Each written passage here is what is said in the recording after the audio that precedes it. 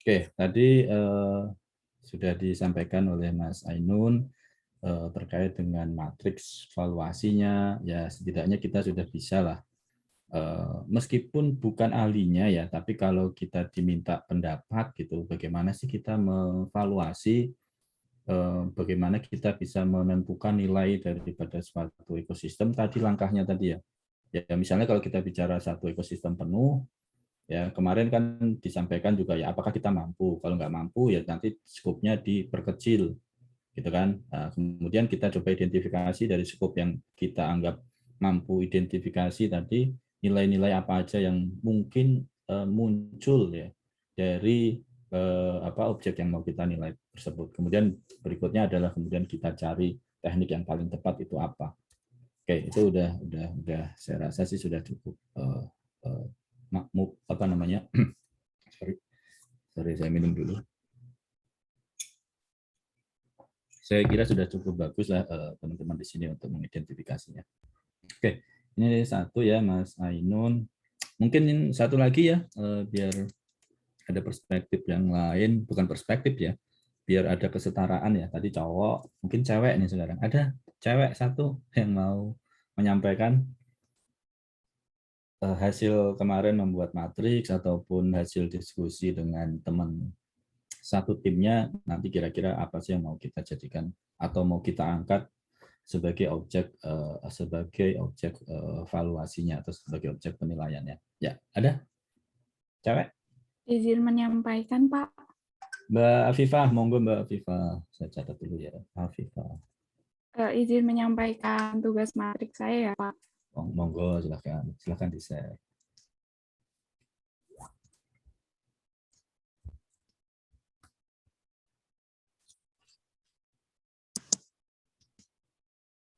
Ya, ini juga udah dibuat matriks. Jadi matriks PSDA pada ekosistem hutan Tambrau kemarin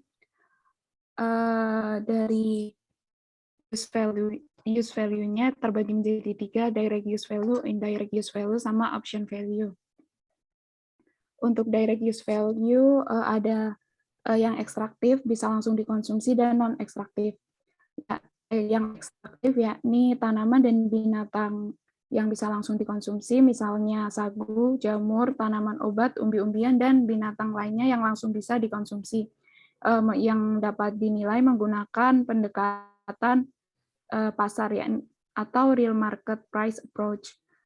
Lalu ada juga kayu yang bisa langsung dimanfaatkan warga sekitar untuk keperluannya, misalkan rotan, kayu pohon gaharu, dan bambu, yang dapat dinilai juga menggunakan real market price approach. Lalu untuk use value direct use value non ekstraktif, yakni rekreasi yang dapat dinilai dengan travel cost method, dan tempat penelitian atau konservasi yang dapat dinilai dengan CVM atau Contingent Valuation Method. Lalu untuk yang kedua, indirect use value, outputnya daerah resapan yang dapat mencegah erosi, daerah pemurni udara yang ini menghasilkan oksigen dan menyerap karbon dioksida, lalu juga daerah perkembangbiakan hewan-hewan yang ada di hutan Tambrau, yang membuat hewan itu tuh tetap berkelanjutan dan tidak punah. Ketiga output ini dapat dinilai menggunakan CVM atau Contingent Valuation Method. Yang ketiga, option value, yakni dengan kita tidak merusak lingkungan dan kita tidak menyebabkan polusi untuk hutan dan alam yang dikembangkan menjadi bangunan. Yang kedua, kita tidak melakukan ekstraksi sumber daya alam yang berlebihan yang dapat menyebabkan punah atau berhenti berkembang biak untuk sumber daya alam tersebut. Output untuk option value dapat dinilai dengan CVM atau Contingent Valuation Method juga.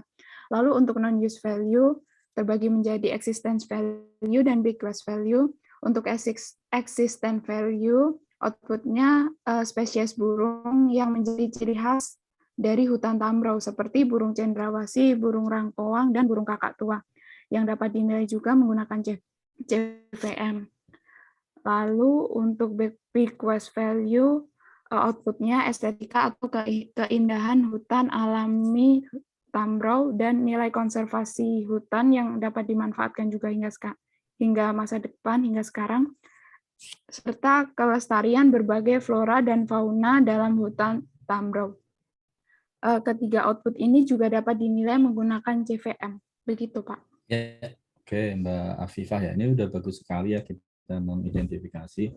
Nah, apa namanya proses kita monetisasi, kemudian nanti baru kita lakukan evaluasi dengan teknik-teknik yang sudah kita tentukan tadi ya. Nah, ini mungkin yang catatan saya mungkin nanti setelah kita selesai di semester ini mungkin akan tumbuh pemahaman yang baru ya. Mungkin beberapa metode yang sudah kita sampaikan awal di sini, ini kan dari pemahaman kita ya. Kan kembali kita bicara persepsi nilai kita nanti kan bisa berbeda-beda ya, karena pendekatannya mungkin orang per orang akan berbeda, karena kemampuan kita mengidentifikasi, pengetahuan kita juga akan berbeda. Ya, contoh pengetahuan terkait dengan teknik valuasi yang bisa kita pergunakan ya untuk memonetisasi itu kan juga berbeda antara kita nih, saya dengan kalian mungkin juga nggak terlalu beda jauh ya kedalaman ilmunya ya, mungkin akan sangat berbeda dengan teman-teman IPB yang sudah dari lahir mungkin ya bahasanya seperti itu,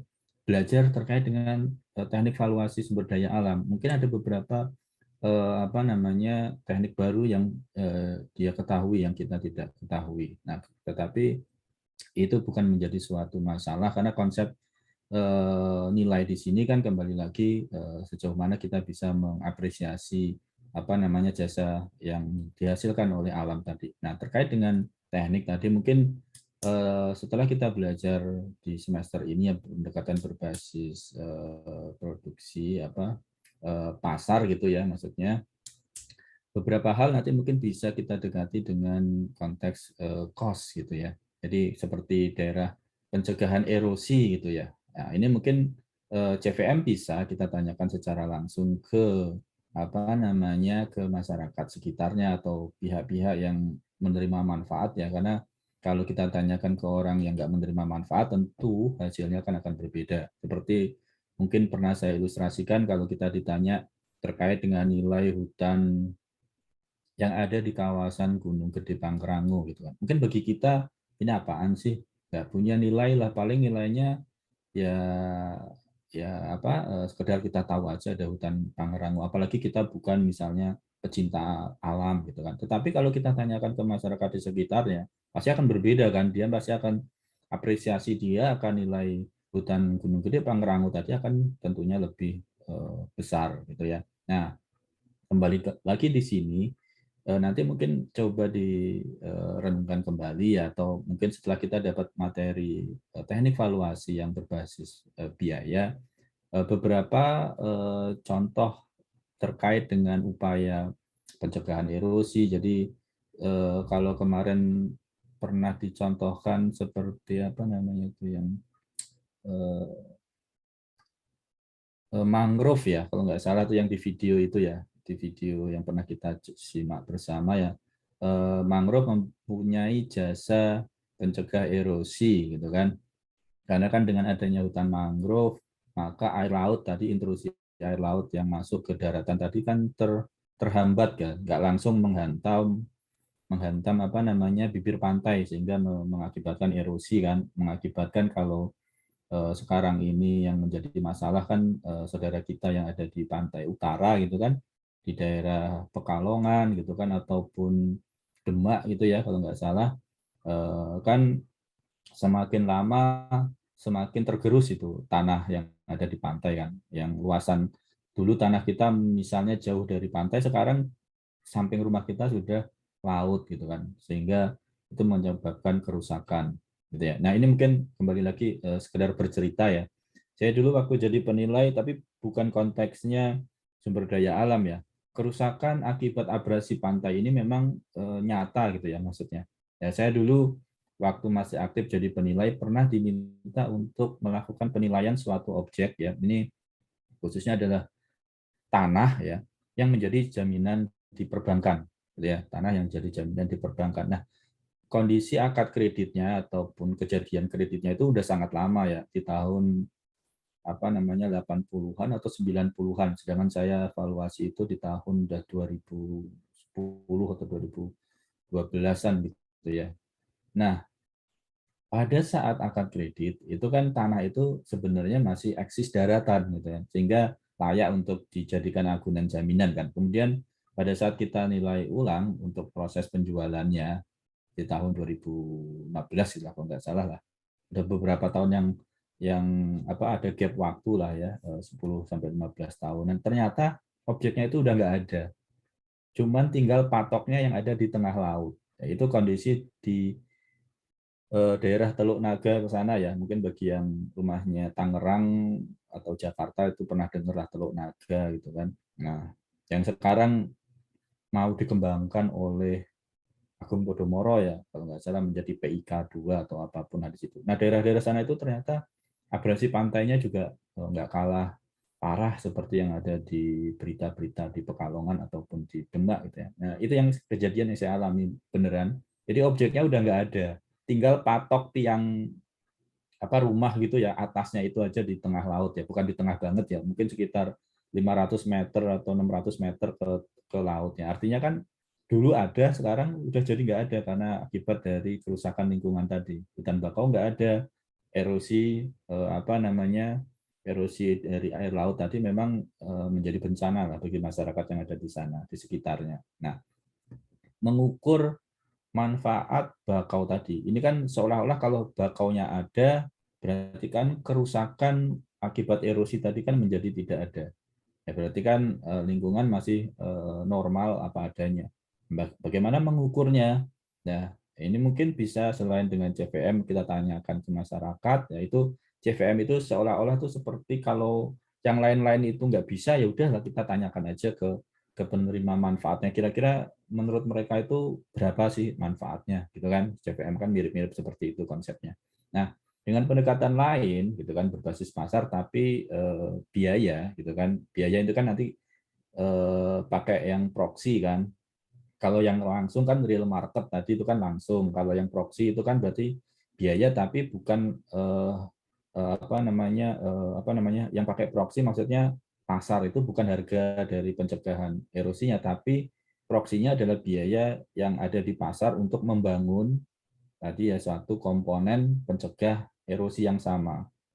Ya, jadi seperti tadi membangun, kalau dulu di video itu kan sama dengan membangun apa namanya pemecah ombak gitu kan, karena fungsi pemecah ombak sama dengan atau tidak jauh berbeda lah ya. Mungkin kalau dikatakan sama, buatan manusia itu nggak bisa menyamai buatan oleh Tuhan ya, manfaatnya mungkin hanya satu aja, hutan bakau atau mangrove tadi dari satu sisi manfaat ya pencegahan erosi tadi bisa kita samakan dengan biaya membangun talut, biaya membangun pemecah apa ombak yang punya manfaat mendekati sama dengan manfaat dari pencegah erosi dari si hutan bakau. Nah, jadi ini menunjukkan bagi kita bahwa nilai ini memang dibangun dari perspektif yang berbeda-beda, dari karena pengetahuan kita akan berbeda-beda, gitu ya. Jadi ini bukan benar salah ya. Kembali lagi saya sampaikan kemampuan kita mengidentifikasi, kemampuan kita untuk menentukan apakah pendekatan ini yang paling pas kita pergunakan untuk memonetisasi, itu akan mempengaruhi nilai pada akhirnya. Ya, jadi nilai suatu sumber daya tadi dipengaruhi oleh persepsi masing-masing individu. Ya, persepsi akan berbeda tergantung dari pengetahuan dan seterusnya. Yang kalian bisa baca di materi di pertemuan kedua atau ketiga ya, kedua kayaknya sih, terkait dengan konsep nilai. Ya, jadi itu yang perlu ditekankan. Oke, ini udah sangat bagus tadi Mbak Afifah ya. Apa namanya buat matriksnya sudah informatif sekali. Nilai guna apa yang muncul, tekniknya apa yang kira-kira nanti bisa diterapkan. Ini kan baru di awal kan, nanti kan kita ke lapangan misalnya.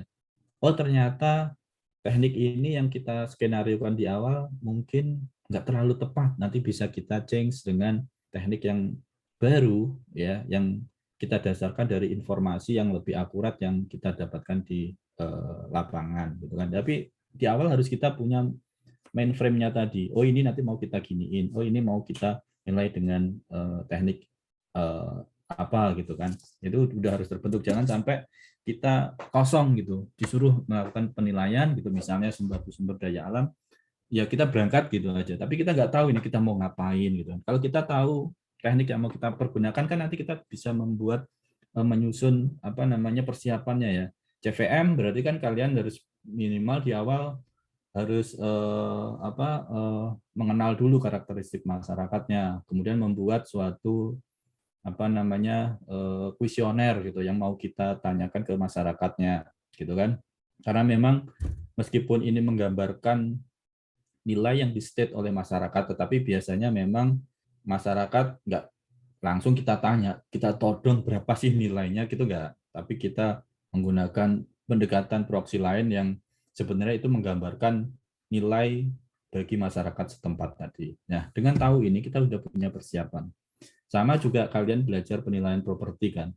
Jangan sampai nanti objeknya mau kita apain itu nggak tahu gitu kan. Tapi kita langsung berangkat aja gitu ke lapangan, identifikasi lapangan. Nanti kalau kita di awal nggak tahu gambaran awalnya ya, meskipun nanti bisa berubah di lapangan seperti kita menyusun ini kan, nanti di lapangan mungkin bisa berubah tergantung dari kondisi yang realnya gitu ya.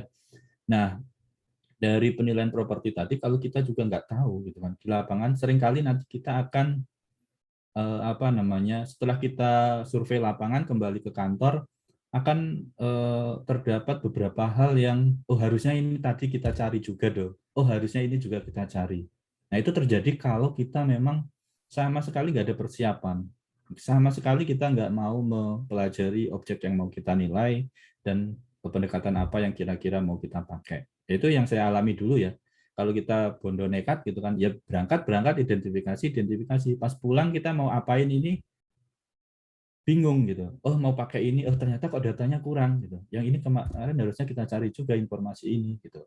Nah hal seperti itu nanti akan menghambat kinerja kita. Jadi nanti pesan saya bukan untuk valuasi sumber daya alam saja, valuasi yang lain itu juga kita harus mempelajari objek yang mau kita nilai. Ya kalau kita belajar di penilaian properti kan ada step-stepnya itu kan. Nah itu harus kita benar-benar fix di awal. Jangan sampai nanti bolak-balik datanya.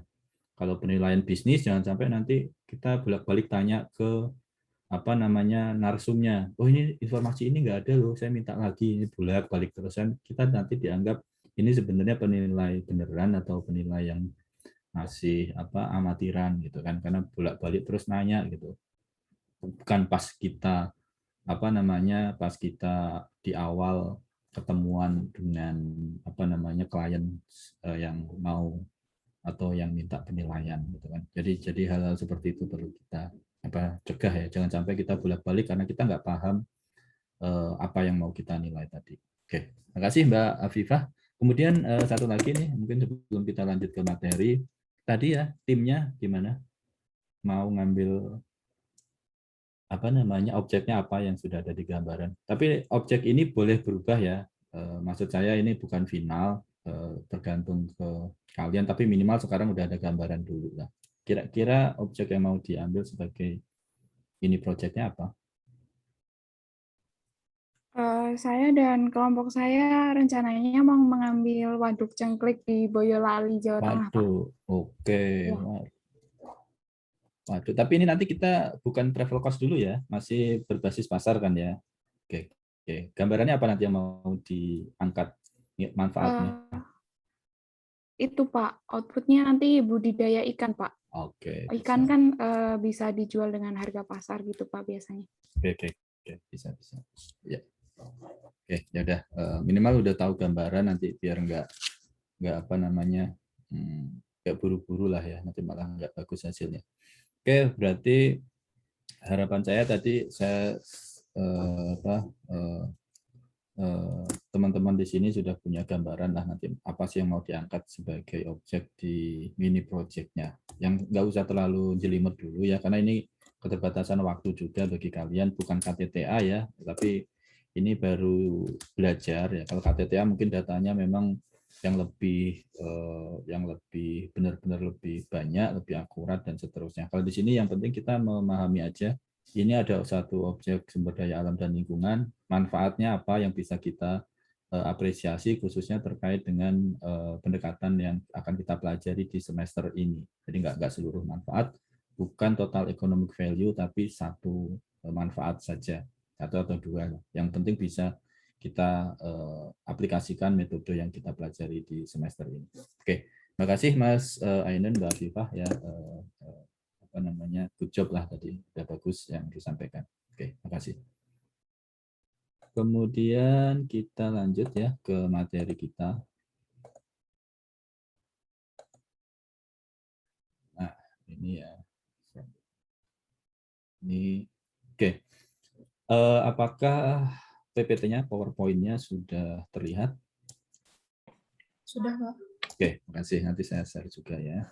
Oke, ini materi ke-6 ya, kita akan coba kita diskusikan ya, sepengetahuan saya ya, mungkin terkait dengan konsep real market price ya, dan juga productivity function dalam penilaian sumber daya alam.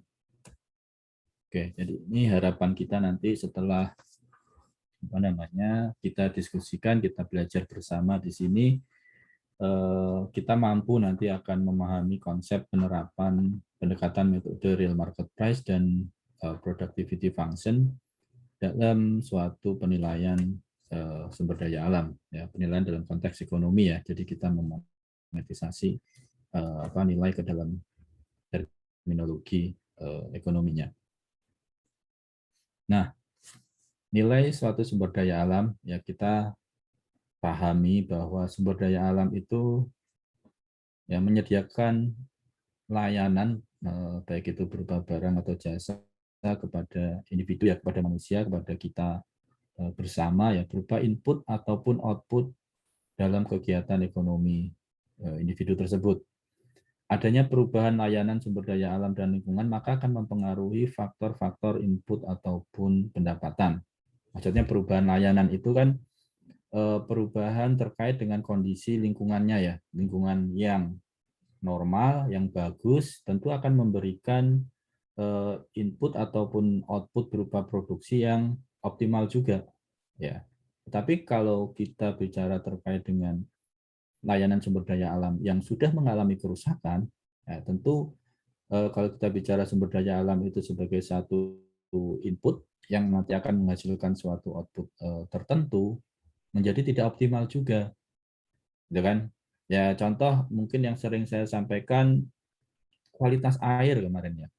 Kalau kualitas airnya bagus, maka kalau kita mau bicara nanti itu faktor produksi untuk air minum, maka kan biaya produksinya kan menjadi lebih rendah daripada kalau kita mengambil apa namanya sumber dari air yang sudah tercemar. Tentu kan proses pemurniannya itu membutuhkan biaya yang cukup besar. Kemudian juga kalau kita membayangkan kondisi apa tanaman padi gitu kan, ini yang sering juga kita sampaikan. Padi tentu membutuhkan asupan ataupun apa suplai air yang memadai. Nah, suplai air yang memadai bisa diperoleh kalau apa namanya sumber mata airnya masih dalam kondisi baik. Ya, kita bicara mungkin di hulu gitu kan, hilirnya itu kan harus terjaga ya. Kemarin kita bicara misalnya pertanian di kawasan Subang, kawasan Kerawang itu kan dipengaruhi oleh kualitas lingkungan yang ada di hulu Sungai Citarum. Berarti kan yang ada di sekitar kawasan Bandung ya, mungkin bagi yang teman-teman rumahnya di Bandung gitu kan, ataupun mungkin bukan Bandung kota ya, tapi Bandung Kabupaten ya, Bali Indah atau apapun di daerah sana, yang merupakan hilir daripada Sungai Citarum. Nah, kalau hilirnya tadi hutan resapan airnya penyedia mata air yang ada di hilirnya tadi itu rusak, maka kontribusi daripada atau suplai daripada air yang dibutuhkan oleh masyarakat di Kerawang sama Subang tadi akan menjadi lebih menjadi terganggu. Ya, kekurangan air yang merupakan komponen sentral ya dari produksi padi itu akan mempengaruhi produktivitasnya. Ya, pernah baca di salah satu bukan jurnal ya, cuma di salah satu berita aja bahwa dalam kondisi normal gitu kan, padi di satu kawasan tertentu itu dengan suplai air yang memadai menghasilkan sekitar 7 kintal per hektarnya. Kemudian pada masa kekeringan karena terjadi pada saat itu sih kondisinya El Nino lah atau El Nina gitu ya. Kekeringan kan, waduknya nggak bisa mensuplai air, maka petani yang mengandalkan air murni daripada saluran irigasi ya mengakibatkan tadi padi tanamannya menjadi turun produktivitasnya. Tadi awalnya 7 kuintal per hektar menjadi 3 kintal per hektar. Nah, itu kalau kita ibaratkan seperti itu. Jadi adanya perubahan layanan tadi akan mempengaruhi faktor input ataupun pendapatannya tadi. Inputnya akan semakin berkurang, produksinya tadi menjadi semakin turun. Ya, ini kita bisa menggambarkan seperti itu. Maka sebenarnya bisa kita lihat berarti manfaat daripada hutan tadi ya sebagai penyedia air atau sebagai fungsi hidrologisnya ya hidrologis ya kalau nggak salah terkait dengan air itu ya setidaknya tadi menggambarkan perubahan tadi dari yang normal ke tidak normal tadi selisihnya berapa ya seperti itu kalau kita menggambarkan ya memang kembali lagi yang perlu dipahami adalah scope tadi ya di pertemuan ke berapa ya 4 atau kelima itu kan kita perlu di awal itu menetapkan scope penelitian kita sebenarnya kayak tadi kan kita bicara manfaat hilir Sungai Citarum itu kan mau kita nilai dari mulai di hilirnya sana sampai dengan di hulunya mungkin di kawasan bukan Bantar Gebang ya Bekasi ke sana lah ya semuanya mau kita valuasi atau mungkin spot-spotnya saja. Kalau tadi kan kita bicara Kerawang, Subang, berarti kan spot yang ada di Kerawang dan Subang. Tapi kalau bicara keseluruhan ya berarti dari ujung sampai ke ujung kita identifikasi semuanya dan itu kan butuh waktu yang sangat berat, sumber daya yang sangat besar. Ya, itu pernah saya ceritakan juga teman-teman BPS yang bekerja sama dengan satu pusat studi pusat studi kehutanan di ITB ya kalau nggak salah mereka membuat neraca moneter bukan neraca moneter sih maksudnya baru neraca fisiknya sumber daya alam Sungai Citarum itu butuh waktu lebih dari 6 bulan mengidentifikasi keseluruhan tapi dari hulu sampai hilir ya kalau kita kan ya nggak mungkin mampu lah sumber daya kita nggak memadai pasti kita ambil satu spot aja tadi di Kerawang atau di Subang atau bahkan mungkin kecamatan yang ada di Kerawang atau bahkan satu kelurahan aja yang ada di Kerawang. Nanti kalau kalian bicara terkait dengan mini projectnya ya satu skop kecil aja, nggak usah sampai dengan keseluruhan. Tapi perlu di state bahwa itu nilai dibagi kawasan itu saja, belum tentu menggambarkan kawasan yang lainnya karena kita persempit skop wilayahnya. Ya, jadi tadi di sini kita ingin melihat tadi ya pengaruh perubahan layanan tadi.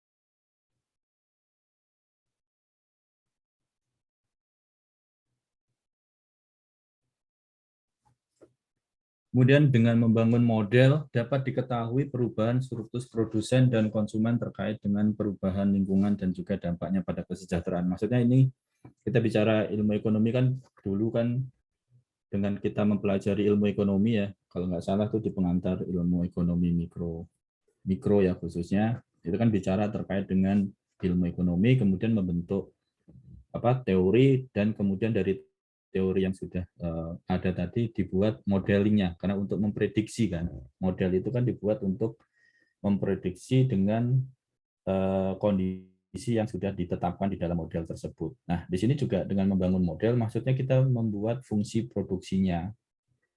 Ya, dapat diketahui perubahan surplus produsen dan konsumen terkait dengan perubahan lingkungan dan juga dampaknya pada kesejahteraan. Ya, maksudnya tadi membuat fungsi produksi di dalamnya ada input sumber daya alamnya. Padi fungsi produksinya apa? Itu kan. Dalam kondisi normal berarti berapa nanti hasilnya, dalam kondisi yang tidak normal berapa kondisinya. Nah, perubahan itu kan berarti bisa kita asumsikan salah satu manfaat daripada suatu sumber daya alam, atau langsung saja seperti di awal tadi, masa padi dengan kondisi air yang melimpah dengan padi pada kondisi yang kurang memadai, atau kalau kita susah mencarinya langsung dibandingkan aja produktivitas padi sawah dengan produktivitas padi di yang gugu itu ya, yang butuh air kecil, tentu kan akan sangat berbeda itu produktivitasnya, karena kita bisa asumsikan bahwa kontribusi air dalam produksi padi tersebut sangat krusial ya. Ini tadi. Kemudian terdapat beberapa metode terkait dengan market price dan non market price dalam penilaian ekonomi sumber daya alam. Ya, kemarin kita pernah diskusikan. Metode penilaian sumber daya alam ya, khususnya di sini nanti kita bicara berbasis pasar sebenarnya. Penilaian moneter barang dan jasa lingkungan yang didasarkan pada nilai moneter yang diberikan individu, dengan willingness to pay ataupun willingness to accept-nya. Willingness to pay-nya kita kalau berbasis pasar ya bisa kita ambil dari konteks yang ada di pasar. Valuasi ekonomi merupakan upaya untuk memberikan nilai kuantitatif, ya, memberikan nilai moneter terhadap barang dan jasa yang dihasilkan oleh sumber daya alam dan lingkungan, baik atas nilai pasar ya maupun nilai non pasar. Maksudnya nilai pasar itu nilai yang berbasis dari informasi yang ada di pasar maupun nilai yang tidak ada basis pasarnya atau produknya tidak diatur oleh mekanisme pasar, sehingga nggak bisa kita pergunakan konsep pasar di situ. Ya, misalnya hasil perikanan tangkap, budidaya madu, udara bersih, peran unsur hara dalam pertanian dan lain-lain. Nah, ini kan kalau melihat dari contoh tadi, budidaya ikan budidaya, madu, itu kan mungkin bisa dengan pasar. Udara bersih, unsur hara dalam pertanian kan nggak bisa kita dekati dengan market, karena nggak ada orang yang secara langsung memperjualbelikan hal tersebut, gitu ya. Pendekatan atau metode penilaian ekonomi sumber daya alam dan lingkungan, real market price, ya, ini didasarkan pada harga pasar. Reveal preference, direct proxy method, ya, ini tadi yang productivity function ya. Reveal preference, direct proxy method, perubahan produktivitas. Kemudian juga metode berbasis biaya. Reveal preference indirect proxy method yang kemarin juga pernah kita diskusikan atau tadi juga sudah muncul di beberapa teknik valuasi atau metode valuasi yang menjadi alternatif untuk untuk mengapresiasi satu nilai di dalam ekosistem hutan tambrau tadi ya. Yang reveal preference indirect ini ya. Nah, ini yang berbasis non pasar berarti. Maksudnya tidak diketahui di pasarnya seperti apa. Nah, ini contohnya adalah travel cost, hedonic price. Ya, kalau yang direct ya, reveal preference terungkap dari produktivitas. Reveal kan terungkap gitu ya. Kalau terungkap secara langsung bisa kita menggunakan yang metode produktivitas. Ya, itu yang pertama. Ini berarti kan berbasis pasar ya. Kemudian tadi yang kedua yang saya sampaikan yang bisa menjadi alternatif tadi untuk memonetisasi nilai jasa ekosistem yang ada padanannya dengan fungsi yang dihasilkan oleh buatan manusia. Ya tadi ya, pencegah erosi dari mangrove, padanannya setidaknya ya biaya untuk bangun pemecah ombak atau bangun daripada talut penahan erosi tadi. Itu kan padanannya, meskipun yang perlu kita sampaikan juga bahwa meskipun itu padanannya, tetapi nggak bisa kita substitusikan secara langsung sebenarnya, karena nilai daripada hutan mangrove itu kan bukan hanya pencegah erosi gitu kan. Jadi kalau kita berpikiran ya udah kita tebang aja hutan mangrove-nya, bikin talut pantai aja, nah itu akan menyalahi juga terkait dengan kelestarian lingkungan, karena hutan mangrove meskipun manfaat pencegah erosinya tadi bisa digantikan oleh oleh talut tadi, oleh pemecah ombak tadi, tetapi fungsi lainnya kan nggak bisa. Tempat pemijahan ikan misalnya, ya kan nggak bisa digantikan dengan talut. Talut tadi mungkin akan merusak ekosistem ikan yang ada di daerah situ. Ya karena kan nggak ada tempat untuk main-mainnya ikan lah, mungkin seperti itu. Tapi kalau hutan mangrove, di dalamnya kan muncul ekosistem baru, ekosistem perairan pantai tadi, perairan hutan mangrove tadi ya, tempat biasanya ikan berkembang biak, ada muncul nanti kepiting gitu kan, kemudian udang dan seterusnya, dan itu nggak bisa digantikan kan oleh talut. Belum lagi nanti jasa dia mencegah hembusan angin gitu kan. Tadi erosi oke gitu kan dengan talut, tapi hembusan angin kan nggak bisa. Talut kan paling ya berapa sih, hentakan angin yang kencang dari laut tadi nggak bisa ditahan oleh talut, karena talut desainnya untuk mencegah erosi. Hutan mangrove kan bisa tadi, karena manfaat hutan mangrove kan banyak ya. Maka tadi meskipun talut sebagai substitusi, tapi itu hanya substitusi untuk satu manfaat yang muncul dari hutan mangrove ya. Jadi nggak bisa kita berpikiran kita tebang aja ganti dengan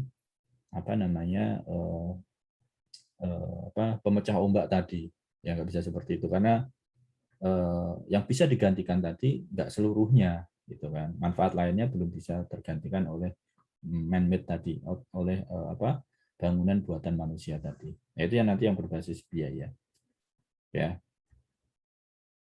Nah, ini yang pertama yang hari ini mungkin kita coba diskusikan ya, metode pengenalan terkait dengan real market price ya. Jadi yang berbasis pasar, yang real market price. Tadi ada real market price dan productivity ya, function.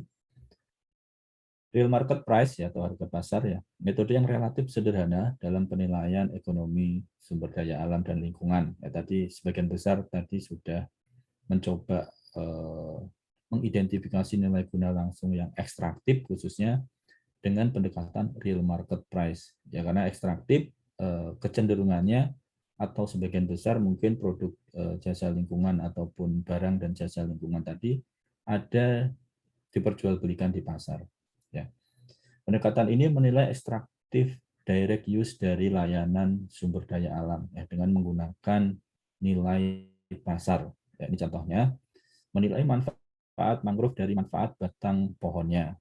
Ya, jadi kalau kita bicara mangrove, oh ini ada kayu, berarti harga kayunya itu berapa sih, gitu kan? Ini kalau yang gede bisa jadi bangunan, berarti nilai kayu untuk bangunan berapa?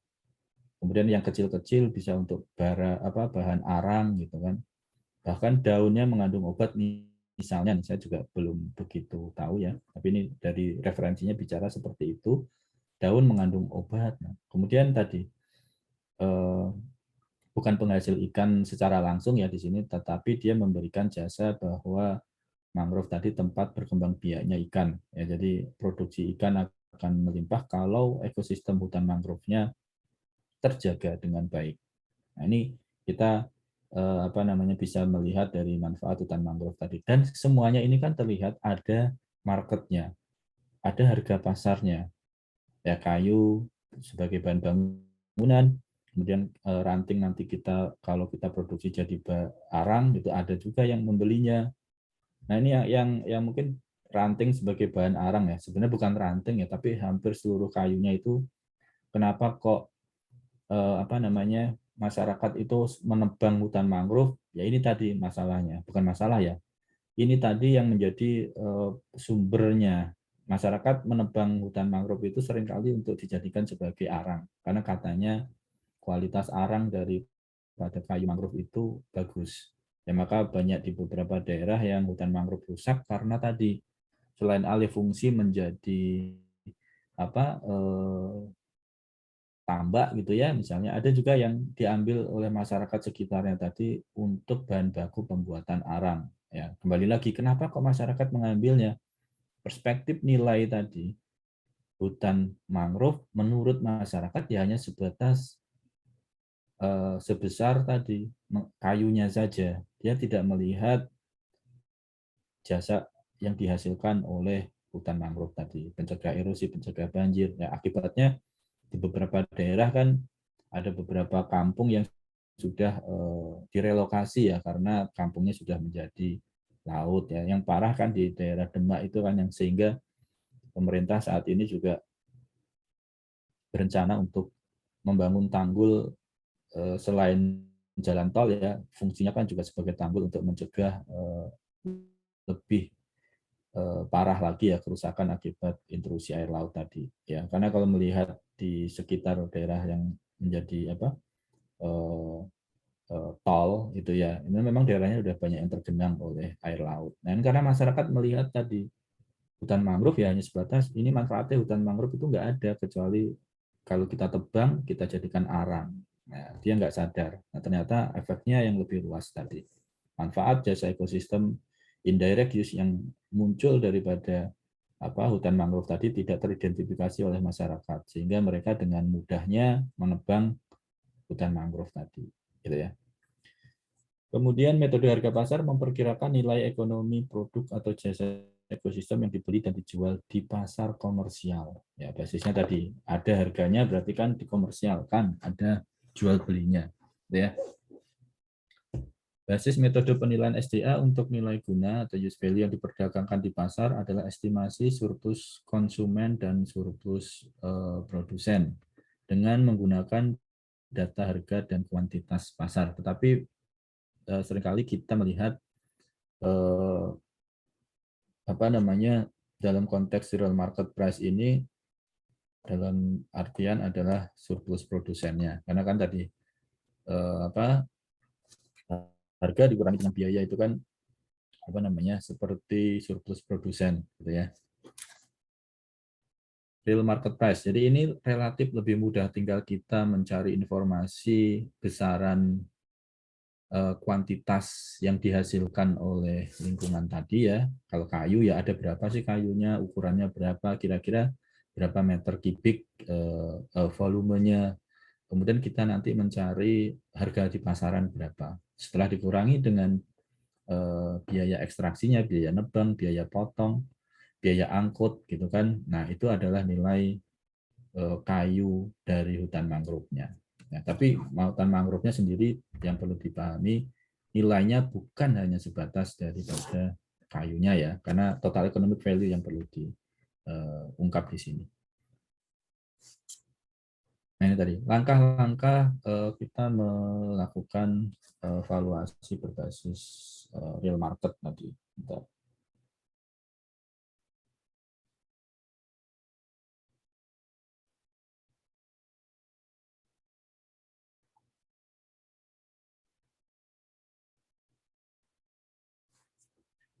Nah, kembali lagi yang perlu diingat adalah bentar.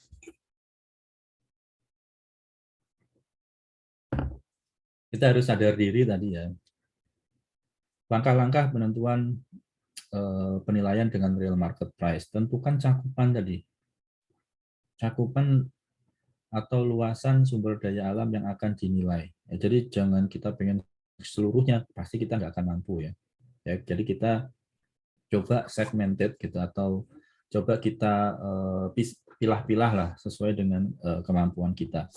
Kemudian identifikasi semua manfaat langsung sumber daya alam tersebut. Ya, ini karena kita berbicara terkait dengan real market price, maka yang diatur oleh pasar, yang ada harga di pasarnya, hampir sebagian besar adalah manfaat langsung dari suatu sumber daya alam.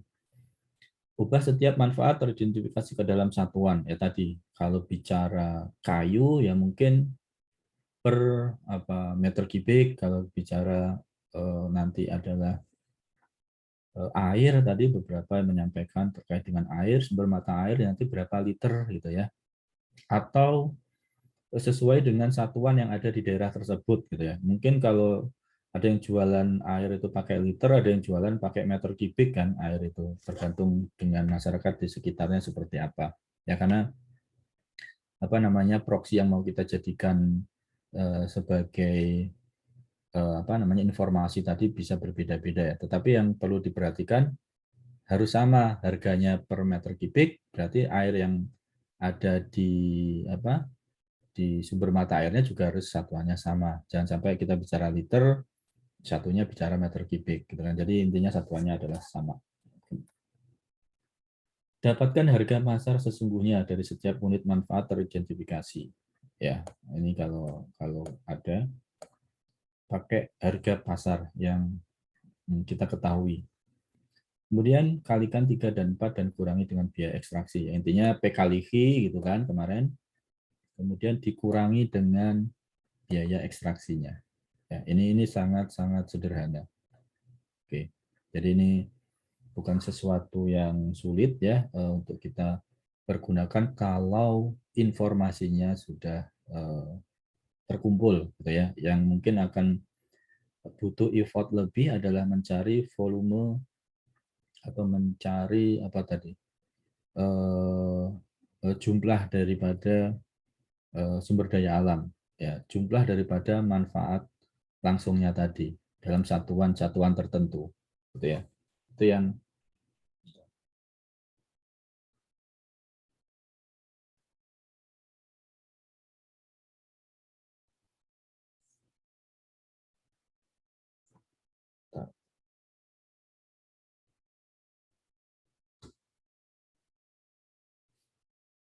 oke. Jadi mencari informasi awalnya tadi itu yang butuh effort lebih. Konsepnya nilai suatu sumber daya alam tadi masih di ekosistemnya tadi ya. Jadi bukan yang sudah ada di pasar, tapi yang ada di ekosistemnya, sehingga butuh tadi ini dikurangi dengan biaya ekstraksinya. Itu yang perlu dipahami. Ini yang paling sederhana dan relatif lebih mudah dilakukan. Kemudian juga selain itu relatif bisa diterima oleh stakeholder kita nantinya, karena penjelasannya kan lebih mudah dipahami karena basisnya adalah basis pasar, yang mana hampir sebagian orang, sebagian pihak itu bisa memahami konsep yang ada di pasar, gitu ya. Harga itu kan orang, oh ini tuh ada kayunya segini, nanti kalau kita perhitungkan ada berapa meter kubik kayu di pasar, harga per meter kubiknya sekian, setelah dikurangi dengan biaya ekstraksinya jadi ketemu per meter kubik sekian. Ya, tinggal dikalikan aja dengan kuantitas keseluruhan yang ada di alam tadi berapa. Itu akan lebih mudah dipahami oleh stakeholder kita. Makanya kemarin juga pernah saya sampaikan, kalau ada basis pasarnya, pakai basis pasar aja, gitu kan. Jangan nanti kita pakai yang berbasis non pasar, gitu ya. Misalnya di sini nanti kita pakai contingent valuation method ya. Padahal kayu itu kan ada di pasar, ya. Ya itu mungkin bukan nggak boleh ya, tetapi akan kurang tepat saja, akan menimbulkan apa namanya pertanyaan tambahan nanti bagi pengguna hasil penilaian kita, ya. Karena kalau pakai basis non market tadi, contingent valuation method tadi kan menjelaskan konteks yang lebih yang lebih rumit lagi ya, surplus konsumen lah apalah di situ ya, yang mungkin tidak semua orang punya pemahaman yang baik. Itu yang langkah real market. Kemudian ini contohnya ini sederhana ya, contoh-contoh pendekatan surplus produsen tadi kan harga dikurangi dengan biaya, selisihnya itu kan surplus produsen ya. Hasil tangkapan berapa, harga ikan per kilogram misalnya 500, biaya penangkapan 250 per kilogram, total hari melaut dalam setahun misalnya 200 hari, maka total penerimaan tadi 200 hari ya dikalikan dengan 10.000 tadi hasil tangkapannya dikalikan dengan harga ikannya, itu hasil penerimaannya tadi, pendapatannya 1 miliar. Nah, kemudian dikurangi biaya tadi kan. Konsepnya kan harga itu kan diperoleh dari harga yang ada di pasar dikalikan dengan kuantitasnya dikurangi dengan biayanya. Nah, dikurangi dengan biaya sebesar 0,5 miliar. Maka surplus produsennya di sini adalah 0,5 miliar. Gitu kan? Nah, ini adalah contoh daripada penerapan real market price. Jadi ini nanti bisa di, dipelajari dengan tentunya ada berbagai macam skenario ya, tetapi konsep umumnya yang di awal ini ya, konsep umumnya ya nggak jauh dari sini tadi. Ini ya. Semua skenario ekstraksinya, skenario lainnya mungkin yang berbeda-beda saja. Ya, tetapi konsepnya adalah sama. Oke, ini adalah real market price. Ini contohnya real market price dengan konsep untuk tanaman padi. Ini kira-kira coba dihitung. Pertanian padi sawah di daerah A seluas 10 hektar ya, menghasilkan produksi dalam setahun sebanyak 3 kali. Jadi padi itu dalam 1 tahun bisa panen 3 kali. Nah, jumlah produksi per hektar sawah sebesar 5 ton per hektar. Sedangkan harga gabah di pasaran sebesar 3.700 per kilogram. Biaya produksi satu siklus sebesar 7 juta per siklus per hektar. Nah, perhitungannya tadi ya, L kali V kali F kali P, harga, dikurangi dengan biayanya. Setelah sawah, kemudian C-nya itu biaya produksinya. Nah, coba dihitung ya. Kira-kira berapa nilai guna langsung daripada eh, apa padi yang ada di sawah tadi. Oke ya, coba dihitung ya. Nanti kita coba cek bersama. Kira-kira berapa menurut hitungan kalian? Ini kan sederhana ya, cuma dikali-kalikan aja. Sama asumsi-asumsi tadi ya, yang mungkin berbeda adalah asumsi ini produksinya 3 kali. Kalau tadi melautnya 200 kali gitu dalam 1 tahun dan seterusnya. Itu mungkin variasinya. Ya, tetapi konsepnya ya pendapatan kita dikurangi dengan biayanya. Nah, itu yang diperoleh oleh produsen atau surplus produsennya. Ya, seolah-olah seperti itu. Karena nilai itu kan menggambarkan kondisi di ekosistemnya. Ini kalau kita bicara sawah ya masih berdiri lah padi di sawahnya tadi. Kalau kita bicara ikan tadi ya berarti ikan di laut itu berapa sih nilainya kayak gitu. Oke, coba dihitung dulu ya. Sambil saya jawab beberapa pertanyaan tadi ada yang masuk nih di WA dari kampus. Dikerjakan ya. Nanti coba berapa nilainya.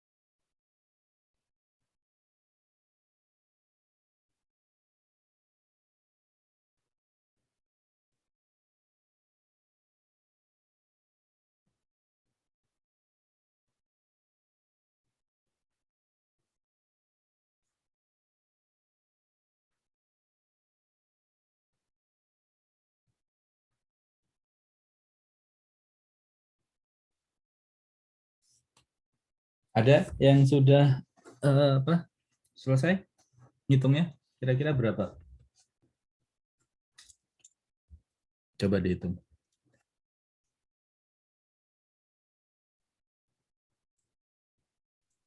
345 juta, Pak. 345 juta. Ada yang lain? Sama, Pak, 345 juta. 345 juta. Oke, kita coba lihat ya. Lewat. Nah, 345 juta per tahun. Ini ya. Jadi kemarin saya sampaikan terkait dengan konsep discounting. Kenapa kok kemarin kita perlu belajar discounting sih gitu ya. Padahal rata-rata kalau kita melihat hasil penilaian sumber daya alam itu seringkali kan bicaranya dalam satu periode waktu gitu ya. Nilai kalau travel cost ya nilai wisata di tahun misalnya 2021 gitu ya atau 2020 gitu kan. Kemudian bicara nilai apa namanya konteks di sini nilai manfaat daripada tadi padi di sawah tadi ya 345 juta per tahun gitu ya. Jadi kenapa kok belajar discounting ya? Discounting itu kemarin kita pelajari ada opsi kemarin kan. Kita mau pilih yang mana sih sebenarnya antara apa namanya peruntukan yang A atau yang B. Kalau kemarin tambang atau kita punya uang untuk bangun tambang atau bangun apa namanya waduk gitu kan. Ya tergantung NPV terbesar yang mana gitu kan. Secara alamiah kan kita pasti akan memilih NPV yang terbesar gitu ya. Kemudian skemanya seperti apa gitu kan mau apa namanya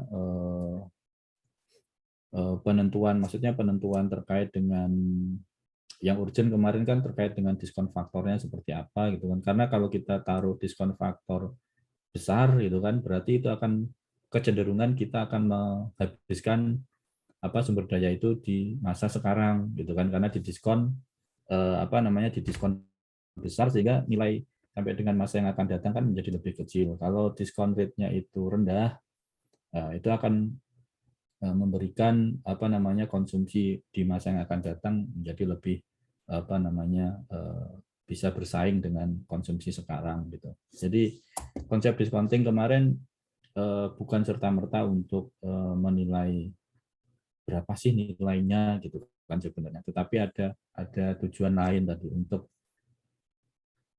pengambilan keputusan tadi terkait dengan opsi A atau opsi B sih sebenarnya yang mau kita ambil.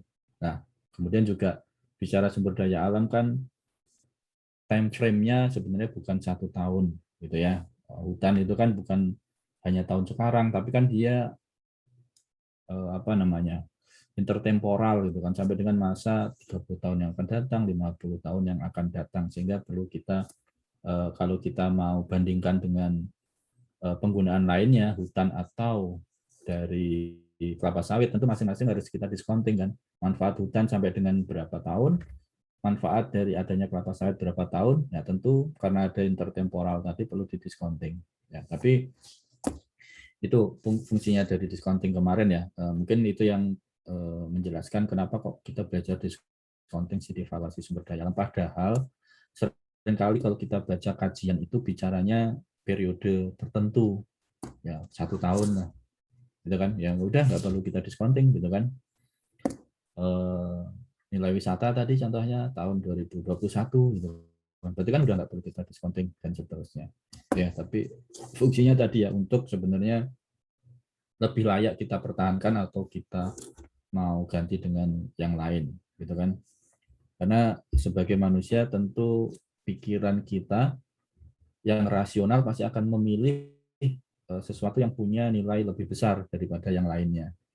Ya, dalam konteks discounting kan berarti NPV terbesar lah yang pasti kita ambil daripada yang lainnya. Kayak gitu. Oke. Ini sangat sederhana yang di sini.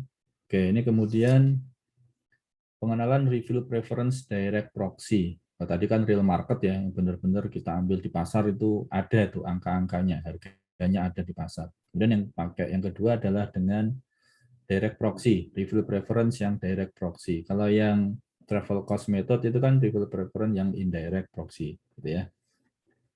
Berdasarkan jadi dua karakteristik utamanya, yang pertama adalah berdasarkan estimasi biaya yang timbul sebagai akibat dari perubahan dalam penyediaan barang dan jasa lingkungan atau cost-based method.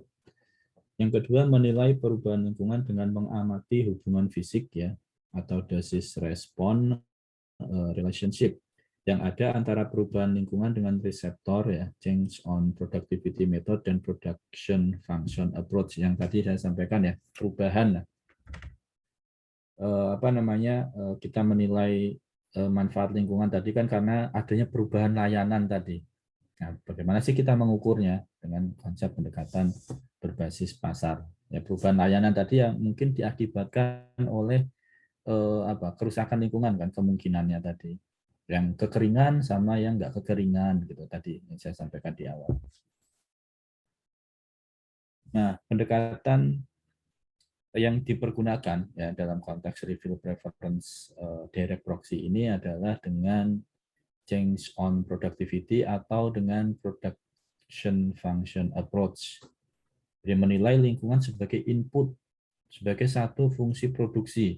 Productivity function kan atau production function approach kan masukkan input alam itu sebagai input produksi gitu kan, salah satu input produksi. Menjadi ciri khas pendekatan fungsi produksi ya untuk change on productivity dan production function approach. Metode reveal preference mengasumsikan terdapat hubungan langsung dan tak langsung antara market good atau service dengan non market good atau service.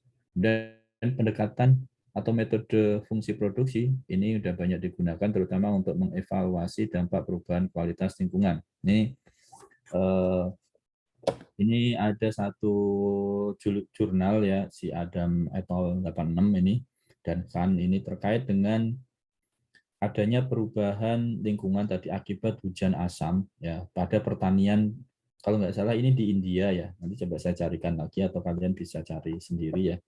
Ini saya pernah baca jurnalnya si Adam dan Khan ya, khususnya si Adam ini seingat saya dia kajiannya atau penelitiannya itu terkait dengan adanya hujan asam di India yang mempengaruhi kualitas atau produktivitas pertanian. Ini kalau nggak salah India sih, tapi nanti coba saya cek lagi ya lokasinya. Yang jelas kan akibat adanya industrialisasi sebenarnya di sini. Hujan asam di sini diakibatkan oleh lingkungan yang memburuk akibat polusi. Ya, jadi pabrik itu kan membuang membuang sisa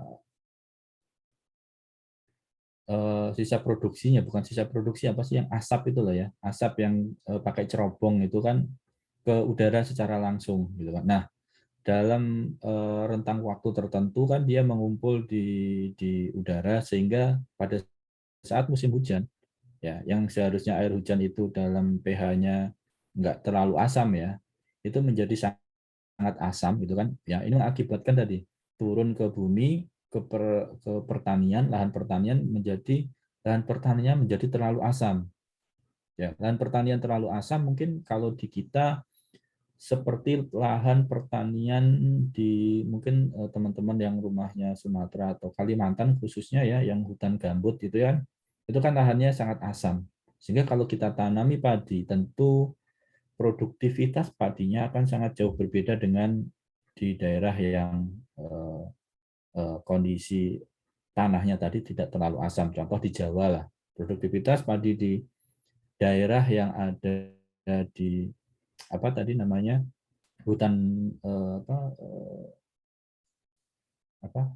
yang di Kalimantan tadi saya lupa nyebutin, daerah gambut maksudnya ya, daerah gambut tadi tentu beda dengan yang ada di Jawa ya. Kalau kalian nonton informasi misalnya di YouTube itu kan beberapa petani kita yang ditransmigrasikan kan sebagian besar dari Jawa gitu kan, yang dulunya adalah petani penggarap, dalam hal ini ada petani yang tidak punya sawah, mereka diminta secara sukarela sih di situ ya daftar sebagai petani di Kalimantan. Nah, lahannya ternyata berbeda dengan lahan yang ada di Jawa.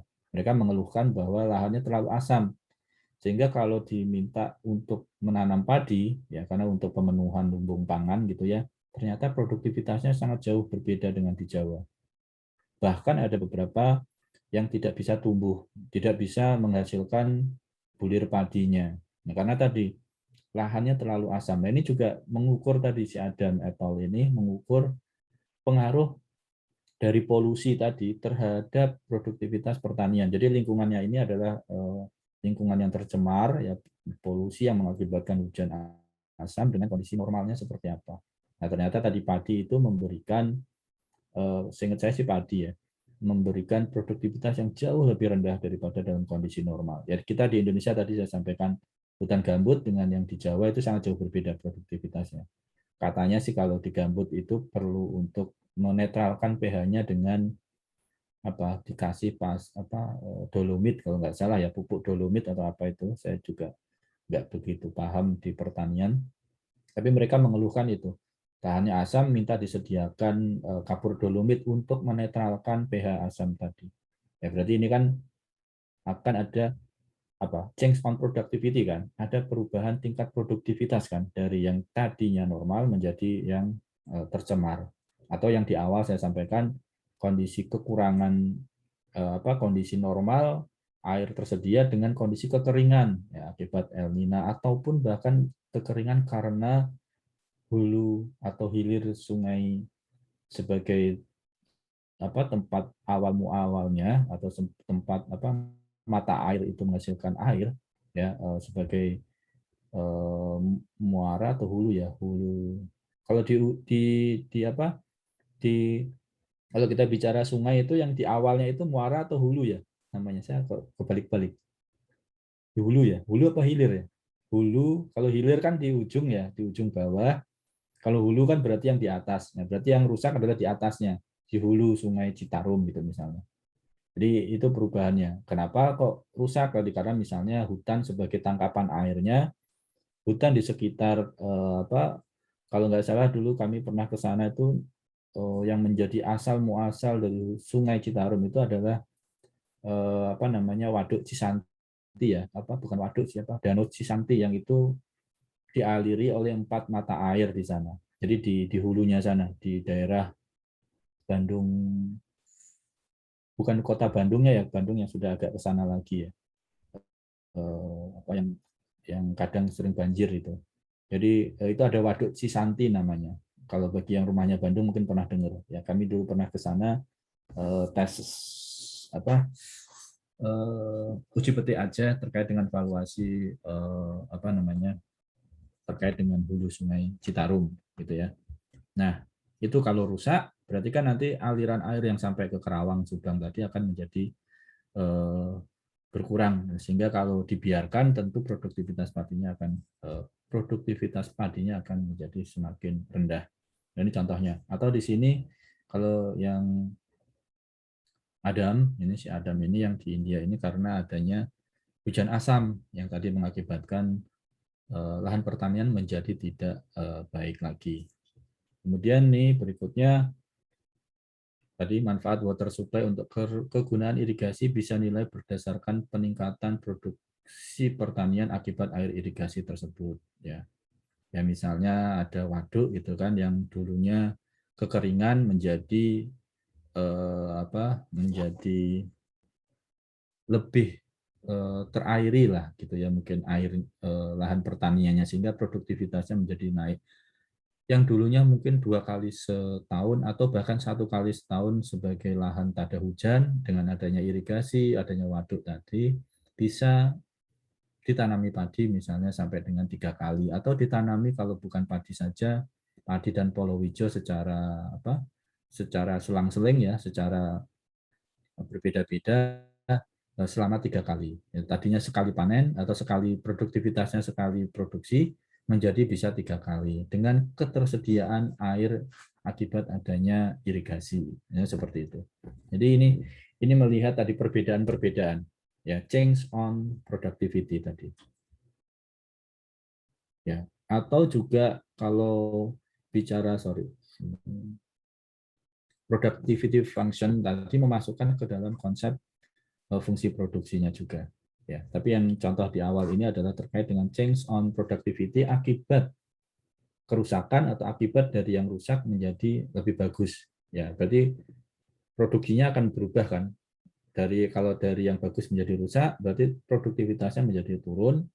Kalau dari yang jelek menjadi bagus, produktivitasnya menjadi semakin bagus. Kayak gitu. Kemudian masih terkait dengan pendekatan tadi ya, dalam pendekatan ini layanan barang atau jasa lingkungan sebagai input dalam produksi yang menghasilkan utilitas. Perubahan kualitas atau kuantitas atribut lingkungan menyebabkan perubahan output yang dipasarkan. Ya, otomatis seperti itu. Nilai perubahan atribut lingkungan diproksi dari perubahan nilai pasar produksi. Berapa nilai rumput pakan yang tidak memiliki, ini contohnya berapa nilai rumput pakan yang tidak memiliki nilai pasar. Ini satu pertanyaan tersendiri. Ya, nanti bisa dicari dengan konsep dia sebagai input, kalau mau ya memasukkan sebagai input produksi daripada susu. Karena kan susu ini kan tentu diperoleh dari tanaman, dari sapi gitu kan. Sapi dia bisa menghasilkan susu gitu kan. Berarti kan harus makan rumput.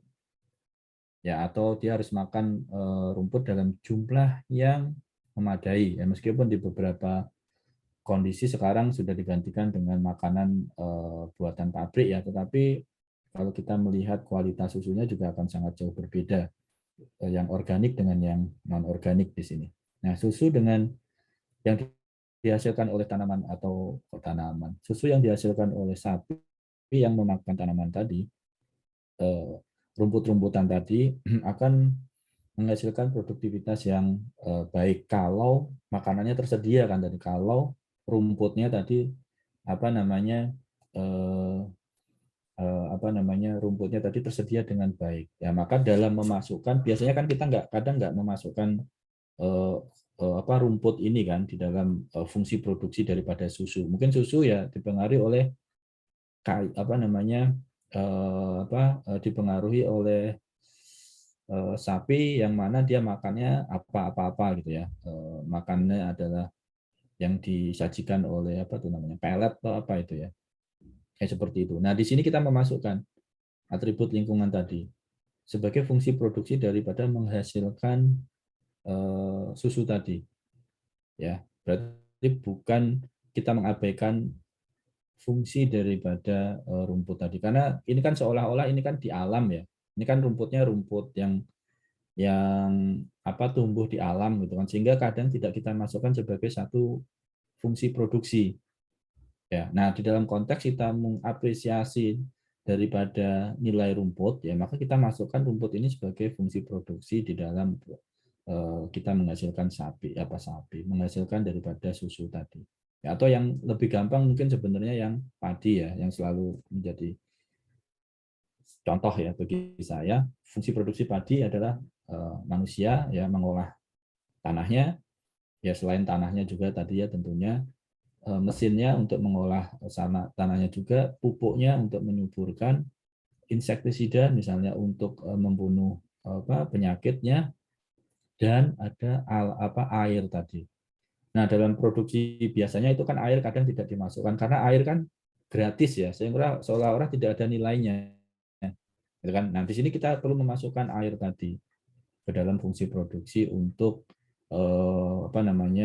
fungsi produksi untuk menghasilkan daripada padi, sehingga kalau fungsi produksi lainnya diketahui, sewa orang berapa, sewa alat berapa, kebutuhan pupuknya berapa, dan seterusnya diketahui, maka nilai daripada sisanya tadi fungsi produksi tinggal mengurangkan tadi harga padinya kalau dijual di pasar dikurangi dengan fungsi-fungsi produksi lain.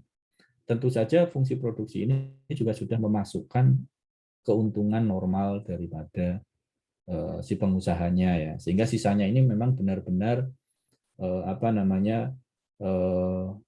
kontribusi daripada alam ya. Jadi keuntungan normal sebenarnya kuncinya di sini ya. Dalam fungsi produksi itu ada, kalau kita bicara harga dikurangi biaya tadi kan keuntungan kan. Nah, keuntungan itu kan dalam konteks valuasi sumber daya alam, sebenarnya di dalam keuntungan tersebut bukan murni keuntungan daripada pemilik lahan, tetapi ada atribut alam tadi kan yang masuk, kayak tadi air gitu kan. Kalau di sini atribut alamnya apa? Ya rumput tadi yang masuk ke dalam fungsi produksi tadi. Nah, setelah dikurangi dengan keuntungan normal daripada si pengusahanya, maka itu sisanya adalah kontribusi dari alam, gitu kan. Jadi keuntungan normal yang menjadi batasan utamanya. Oke. Ini konsep reveal preference dan direct proxy, ya. Konsep umum yang mendasari pendekatan change on productivity atau production function approach, ya, aliran barang dan jasa dalam ekonomi sumber daya alam dan lingkungan. Ini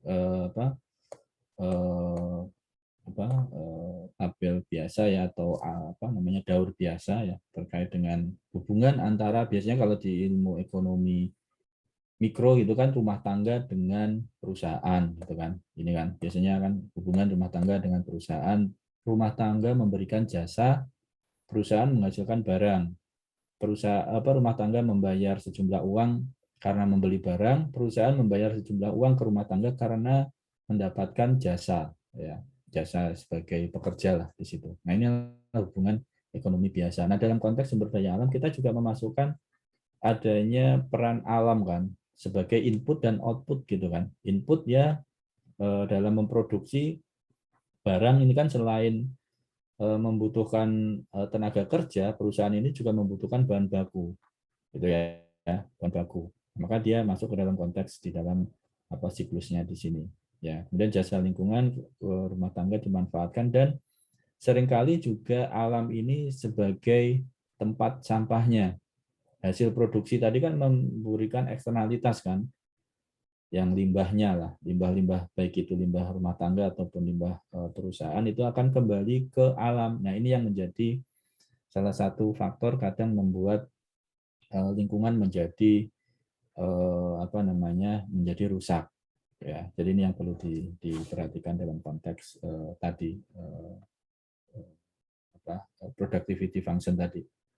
Dalam contoh yang tadi yang di India tadi, berarti kan ada eksternalitas karena polusi tadi yang diakibatkan oleh produksi perusahaan tadi, yang mengakibatkan alam harus menerima konsekuensi tadi kerusakannya, menerima konsekuensi dari adanya hujan asam tadi, sehingga hal ini akan berpengaruh dalam produksi daripada pertanian, khususnya mungkin adalah padi. Oke, ini konsep yang biasa, fungsi produksi, ya. Kalian memasukkan fungsi produksi tadi yang saya sampaikan. Barang-barang biasa. Nah, ini ada profit adalah selisih antara nilai produk dan biaya inputnya. Price of the output, W adalah faktor price market input. Ya, jadi kita sudah memperhitungkan adanya perubahan daripada produktivitas tadi kan. Itu kan tercermin dari pendapatan yang kita peroleh gitu ya. Jadi produktivitasnya baik kalau biayanya, atau profitnya naik kalau biayanya tentu semakin rendah. Kalau tadi seperti ada hujan asam, maka biayanya kan akan muncul tambah lagi. Ya, kalau kita bicara selain produktivitas tadi, kalau kita biarkan produktivitasnya akan turun. Agar produktivitasnya tidak turun, ya berarti kita butuh biaya untuk menyuburkan tanah tadi yang asam menjadi asam menjadi kembali pH netral tadi dengan memberi kapur dolomit. Ya, tergantung kita nanti mau seperti apa untuk melakukan treatmentnya. Kita biarkan, berarti ya nanti langsung hasil akhirnya kita bandingkan.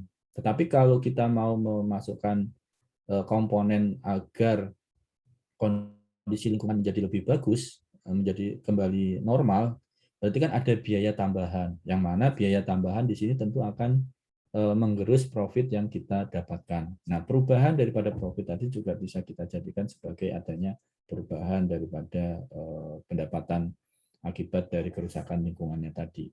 Gitu ya. Jadi melihat pokoknya caranya ya memang nggak ada sesuatu yang harus seperti ini, harus seperti itu ya. Jadi kita berpikir bagaimana sih ini kita mengidentifikasi tadi untuk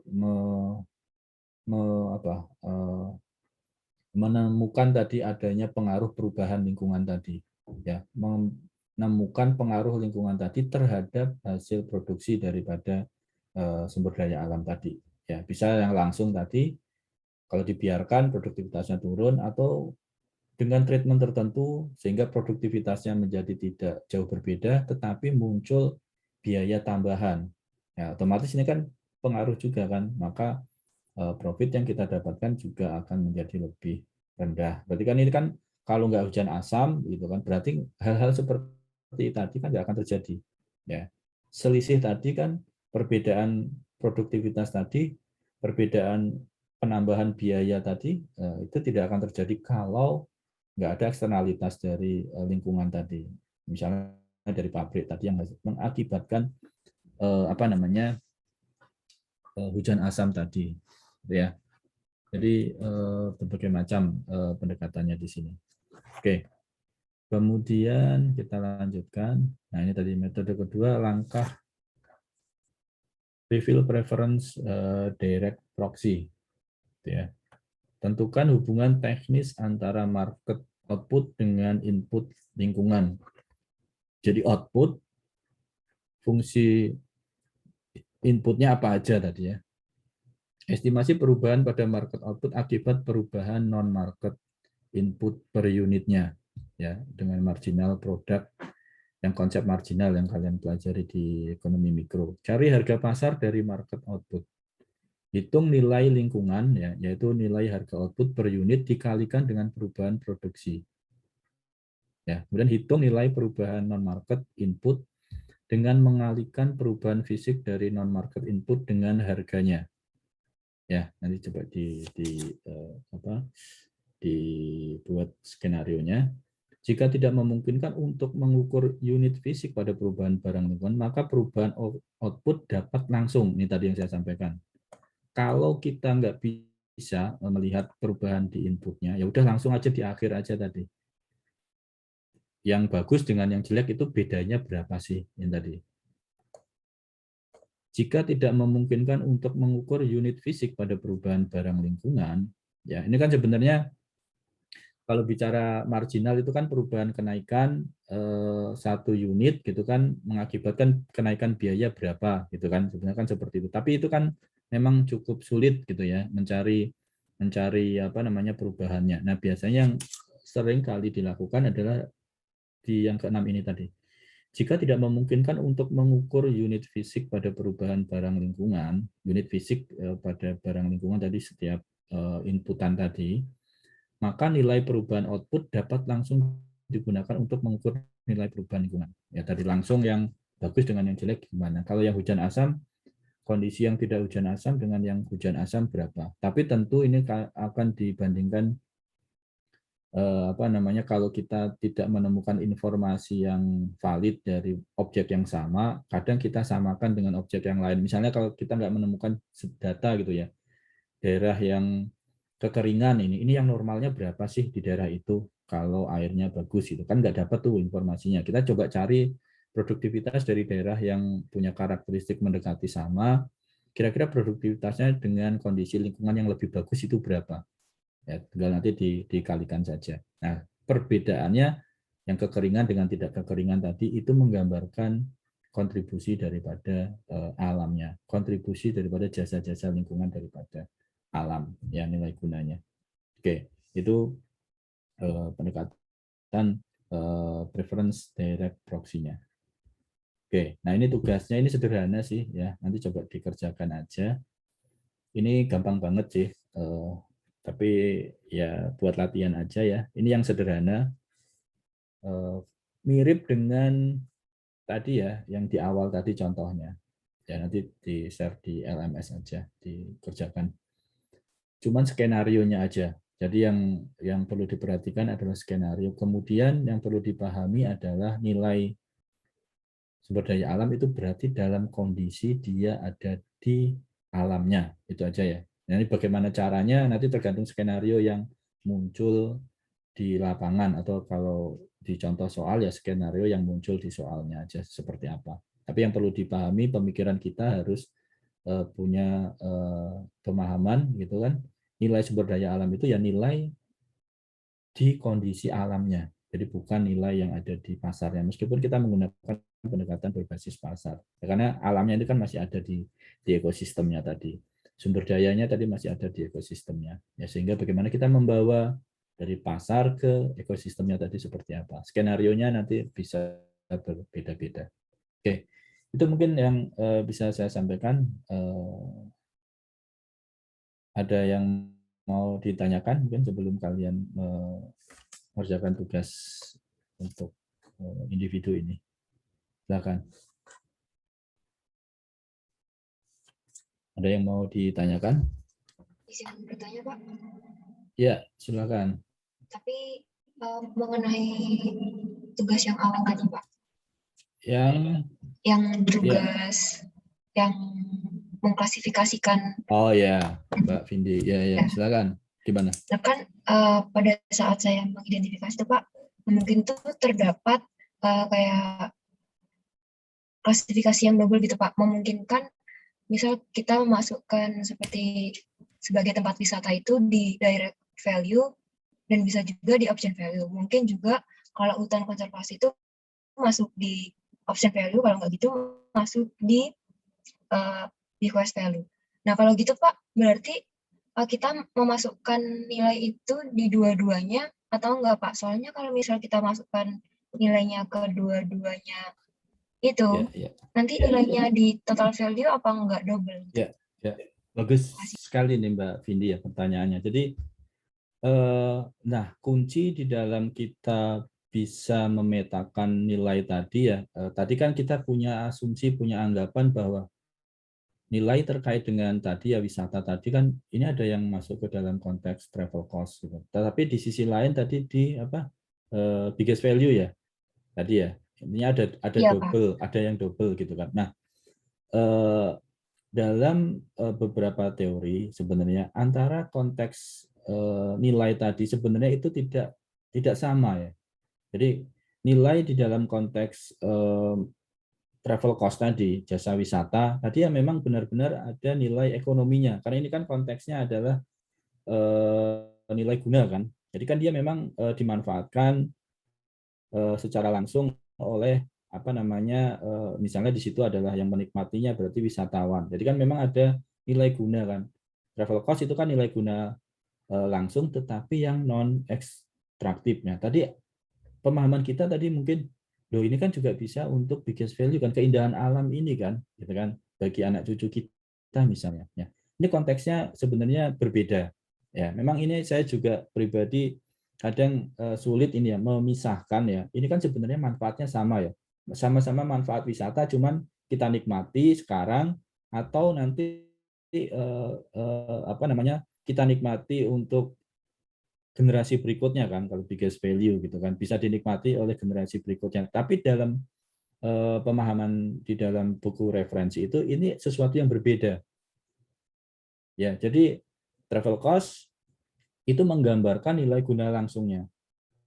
Sedangkan yang tadi meskipun ini kita anggap sebagai wisata ya, tetapi yang dihitung adalah bukan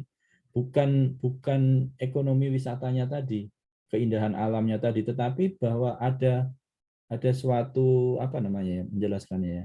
Ada suatu keyakinan kita lah ya, sebenarnya ada suatu kan nilai tidak guna kan bukan nilai tidak guna, nilai selain guna kan di biggest value itu kan. Jadi seolah-olah sebenarnya hanya sekedar bahwa kita tahu bahwa ini nanti bisa dinikmati oleh anak cucu kita lah. Ya, jadi kan beda kan ini. Yang kita kan nikmati secara langsung tadi, kita melihat, memandang gitu kan, wah indah, saya bersedia untuk mengeluarkan sejumlah uang untuk mendatangi tempat wisata tadi, pengorbanan kan reveal-nya tadi ya, reveal preference tadi muncul. Tapi di sisi lain tadi yang biggest value tadi hanya perasaan kita bahwa ini nanti bisa loh, keindahan yang saya nikmati sekarang bisa untuk generasi yang akan datang tadi. Ya, itu sesuatu yang berbeda menurut buku referensi. Tetapi memang secara konkretnya saya juga mungkin agak susah menjelaskan dengan baik ya keterbatasannya. Memang konteks biggest value, existent value, option value itu seringkali sama saya dengan Mbak Vindi tadi ya, dengan Mbak Vindi tadi ini seringkali ini sesuatu yang sama gitu kan. Ya, tetapi kalau kita bicara di textbook referensi ini beda. Kalau sama berarti ya itu harus kita jadi apa harus kita ambil salah satu saja. Ya, jadi kalau memang kita anggap tadi sama gitu ya, ya Mbak Vindi ya, di textbook itu bilang ya ambil salah satu. Ya, wisata alam tadi kalau menurut kita sama, pakai travel cost aja udah cukup gitu kan. Nah, tapi kalau kita memandang ada lagi loh nilai selain tadi nilai guna langsungnya, misalnya nilai wah ini nanti anak cucu kita ya harusnya bisa menikmati dong keindahan alam seperti ini. Nah, itu kan berbeda. Nah, itu bisa masuk ke dalam konteks biggest value-nya. Pendekatannya juga tentu berbeda kan. Kalau yang tadi travel cost, yang keindahan alam tadi, kerelaan kita untuk misalnya untuk eh,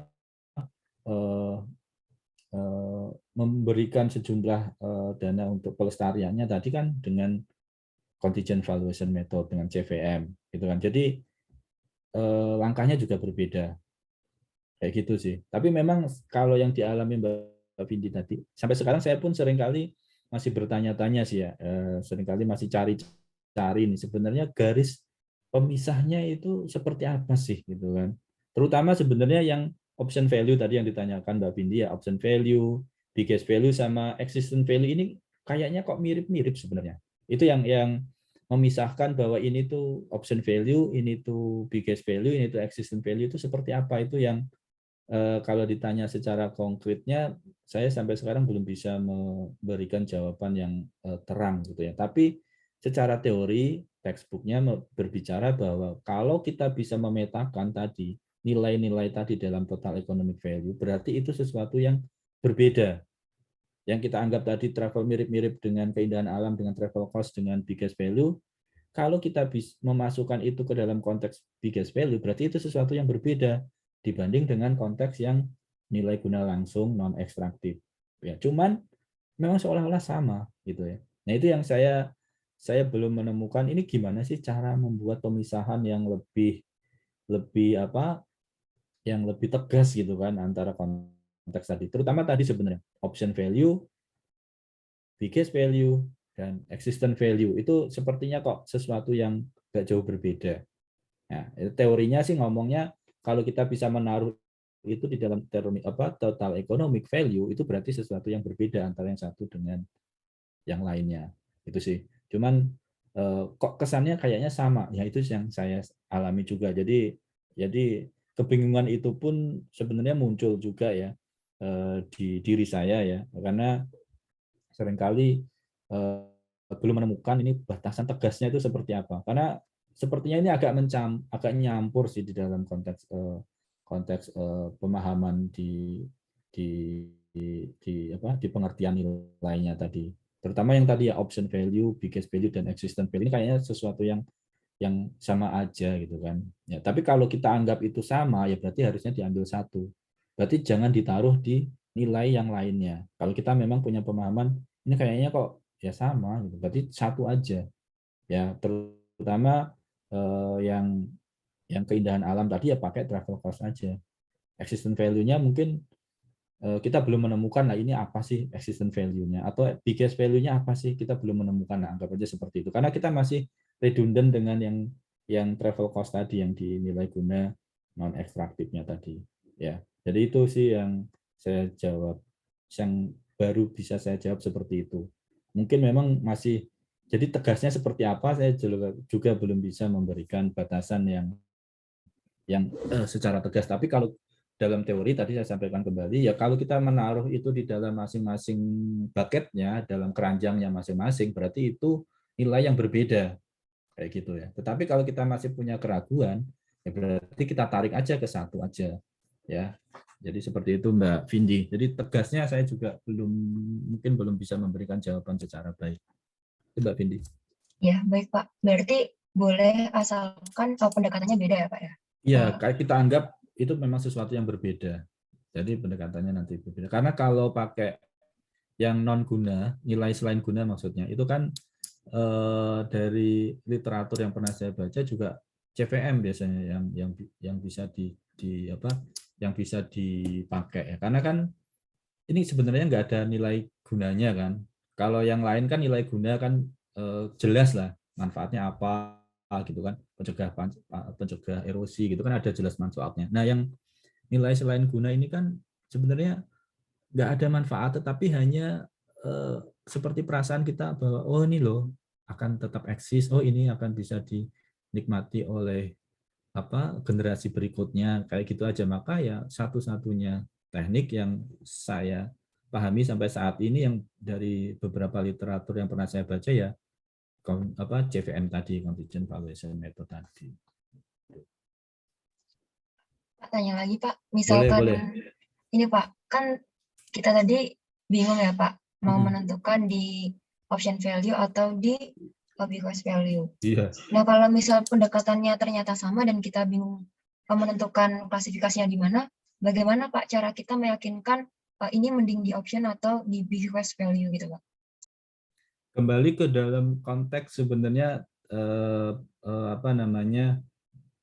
yang muncul kita tadi seperti apa? Maksudnya kalau option itu kan sebenarnya perasaan bahwa ini nanti bisa kita pakai untuk tujuan A gitu kan, untuk tujuan yang B kayak gitu kan. Kemudian kalau bicara biggest ya hanya terkait dengan bahwa ini nanti bisa kita wariskan, generasi cucu kita bisa kita menikmati hal yang sama lah seperti yang kita nikmati saat ini. Memang bagaimana kita bisa memberikan penjelasan yang lebih konkret kenapa kok ini masuk ke option value dan biggest value gitu ya. Maksudnya seperti itu kan. Ya kemampuan kita tadi, ya pengetahuan kita akan objek tadi sebenarnya yang bisa kita kita jadikan sebagai dasar kita memilih ini option atau ini biggest value kayak gitu. Nah ini memang kembali lagi memang sangat literatur terkait dengan option, biggest sama existence value itu kan memang sangat jarang diulas ya di dalam jurnal-jurnal gitu kan. Karena ini memang tidak terlalu menyangkut dengan nilai guna. Gitu. Option value itu ada yang dalam terminologi, dalam referensi itu ada yang memasukkan ke dalam nilai guna, ada juga loh yang memasukkan ke dalam nilai selain guna. Jadi ini memang sepertinya nggak terlalu banyak ulasannya. Jadi bagaimana tadi ya kita bisa meyakini bahwa ini itu di option value atau di biggest value. Ya memang agak susah gitu. Kembali lagi kita harus mempelajari lebih dalam terminologinya tadi. Option value itu apa sih sebenarnya? Opsi ya, opsi kan nanti opsinya ini nanti bisa dijadikan A atau B gitu kan, pilihan nanti ke depannya seperti apa. Kalau biggest value terkait dengan ya warisan gitu kan, nanti bisa dinikmati oleh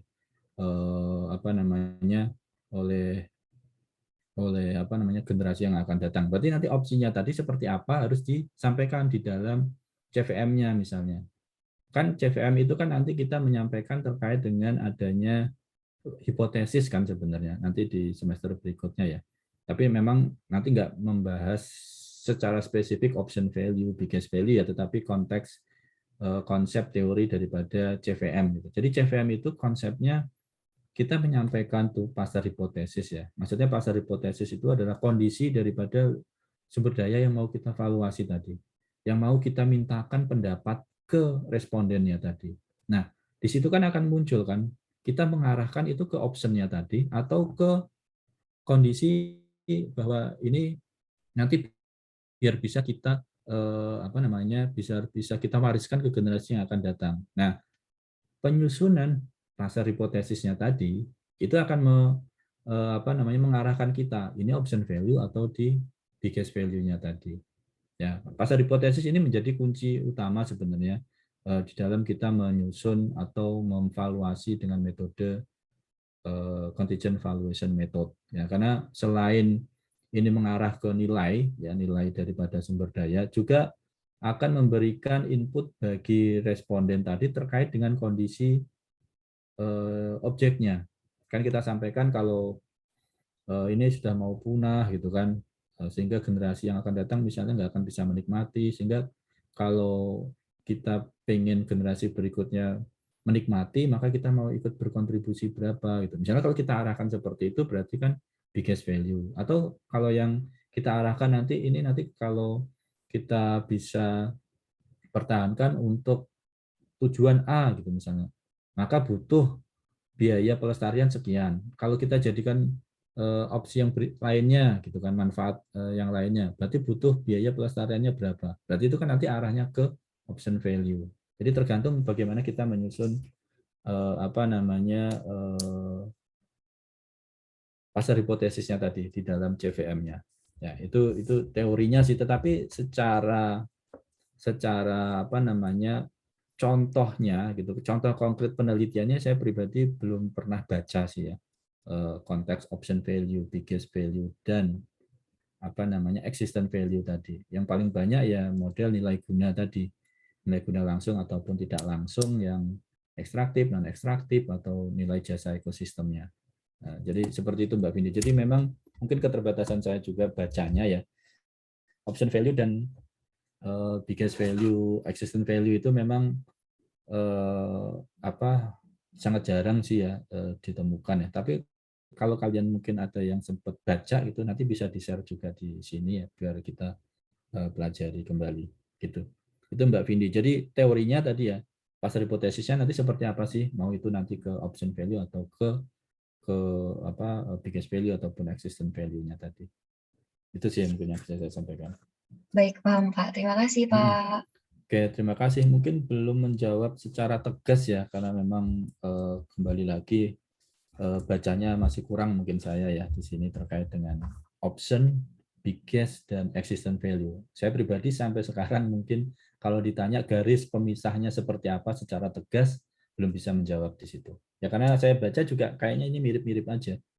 Nah, teorinya tadi ya, kalau itu kan penerapannya rata-rata dengan CVM, ya tergantung nanti pasar hipotesisnya mau seperti apa yang kita bangun tadi. Bisa ke option, bisa ke biggest, dan bisa ke existent. Tergantung dari tadi. Masing-masing kan punya definisi yang berbeda-beda. Tapi tegasnya seperti apa saya juga belum bisa menjawab dengan baik mungkin di sini. Oke. Mungkin sebelum ada yang bertanya lagi, saya itu dulu deh biar nggak lupa.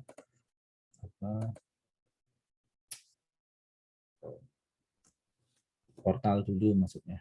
Ya, Pak izin dulu saya ke portal dulu.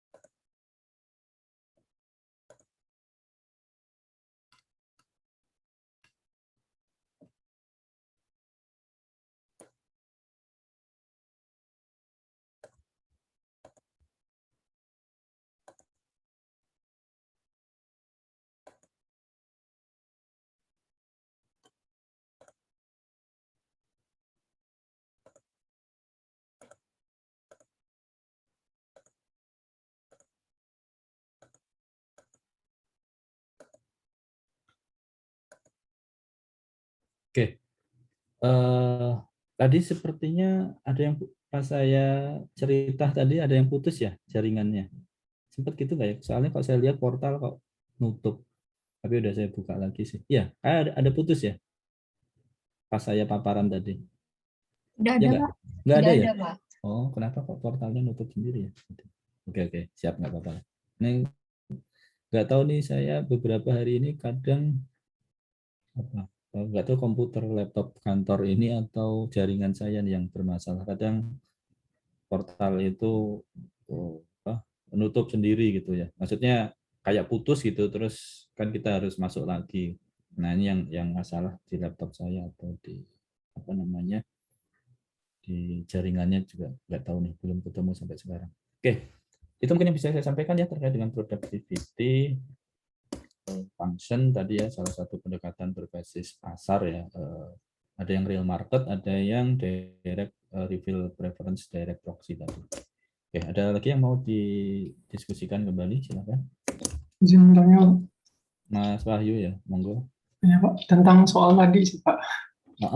Yang mana? Yang baru Pak, yang tugas. Yang tugas, bentar. Ya, nilai bersih itu apa Pak ya? Bentar. Apakah harga ya atau biaya? Oke, bentar, masih tadi.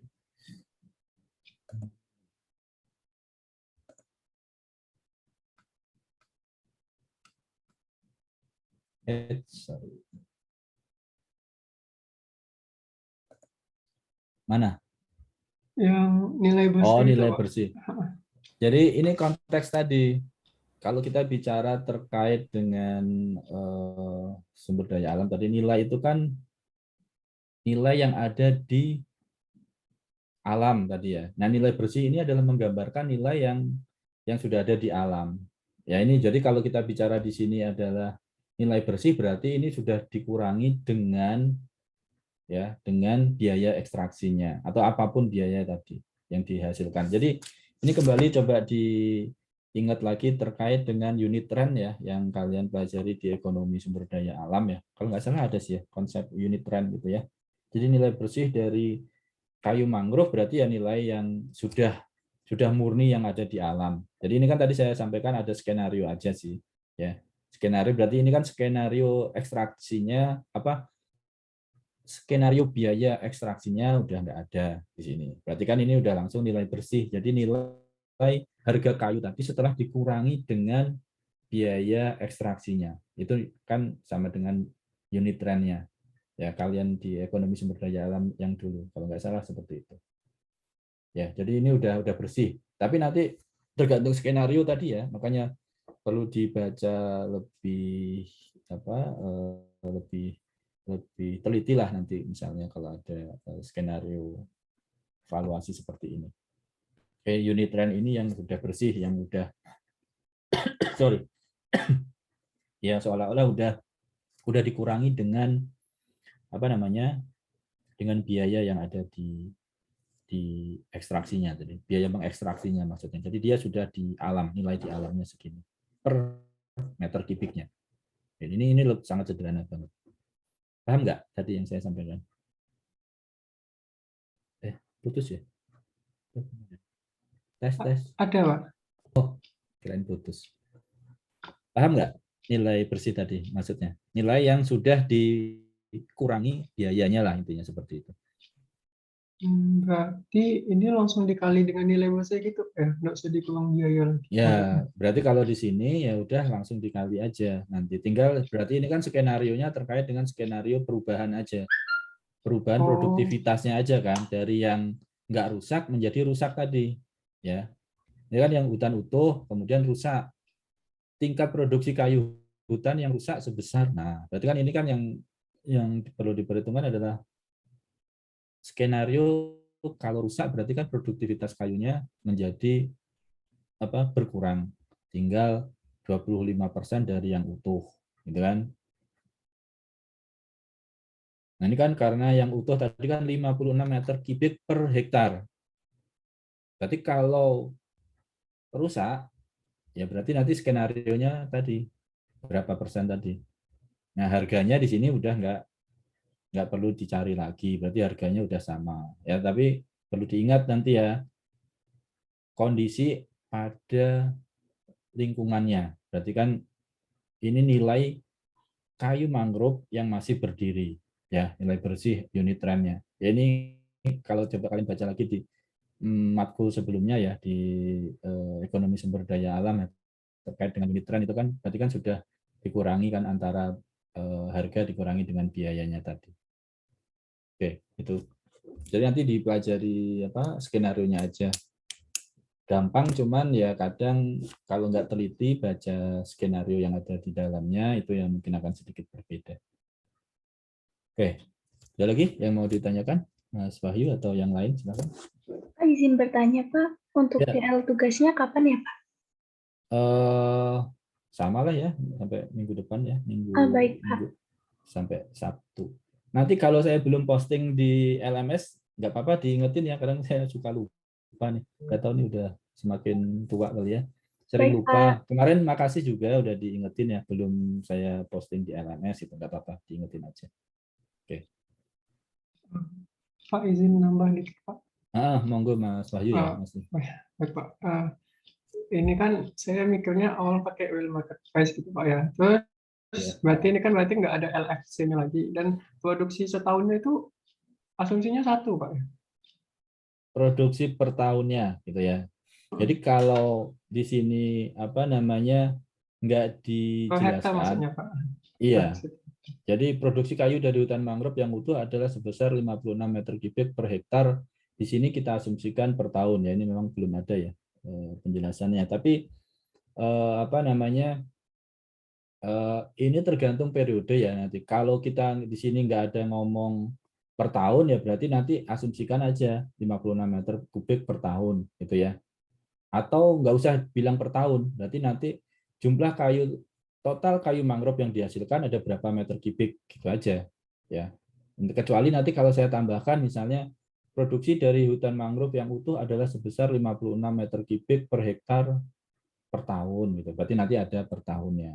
Ya, jadi memang variannya memang sangat banyak sih. Kadang buat kita biar baca lebih teliti sih maksudnya. Jadi kalau di sini nggak ngomong per tahun ya, intinya produksi daripada apa namanya hutan tadi gitu kan, yang hutan tadi 700 hektar tadi satu hektarnya ya cuma dapat 56 meter kubik. Habis itu mungkin hutannya ini udah nggak ada, nggak apa namanya nggak tumbuh lagi. Kalau kita bicara per tahun kan kemungkinan dia seperti padi tadi kan per tahun bisa berapa kali panen. Nah, di sini kan enggak. Ya pokoknya 700 hektar tadi ditebang setiap hektarnya menghasilkan 56 meter kubik gitu ya. Jadi informasinya itu aja. Jadi apa namanya dalam kita menyusun skenario-nya nanti sebatas yang ada di skenario yang ada di tugas ini aja. Jadi nggak usah ditambahkan per tahunnya. Kecuali nanti kalau saya tambahkan. Tapi kalau kayu biasanya sih memang skenario-nya nggak bisa per tahun sih ya. Karena dia tumbuhnya kan setelah ditebang itu nggak bisa langsung tumbuh. Nanti tahun depan bisa muncul lagi gitu. Atau penebangannya per tahun berapa itu nggak bisa. Beda dengan padi tadi kan. Karena daur padi itu kan misalnya berapa sih? 3 bulan ya. Jadi setahun misalnya bisa 3 kali atau 4 kali. Gitu. Kalau daurnya kayu gini biasanya lebih dari 1 tahun sehingga jarang kita menggunakan periode per tahun. Ya, jadi per hektarnya berapa sih kayak gitu aja. Kayak kemarin saya cerita kayu jati itu kan ada yang daurnya 25 tahun gitu kan. Daur itu berarti dari tumbuh sampai dengan dipanen ya. Jadi dari dia tumbuh kecil sampai dipanen itu 25 tahun. Ada yang jati yang bagus itu yang alami beneran daurnya 80 tahun sampai dengan 100 tahun. Jadi tergantung tanamannya. Jadi makanya seringkali kalau kita bicara konteks tanaman gitu kan yang seperti ini ya hutan gitu kan jarang kita ngomong per tahun sih karena tadi daurnya dia lebih dari 1 tahun sih. Oke. Jadi nanti coba dikerjakan. Nanti minggu depan kita coba kita coba diskusikan kembali pemahamannya sama atau enggak sih. Nanti kita coba benarkan.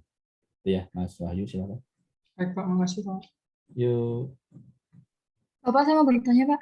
Ya, Mbak Popi. Ya, Mbak Popi ya. Biasanya kan objek yang dinilai itu kan kayak memiliki manfaat itu, Pak. Tapi kalau misal kita tuh mau menilai sesuatu yang dirasa orang-orang tuh tidak atau belum memiliki manfaat, misalnya lumpur lapindo gitu, Pak. Nah, itu kita memberi nilai langsung 1 atau 0 atau mungkin bahkan minus atau bagaimana, Pak, perlakuannya? Terima kasih.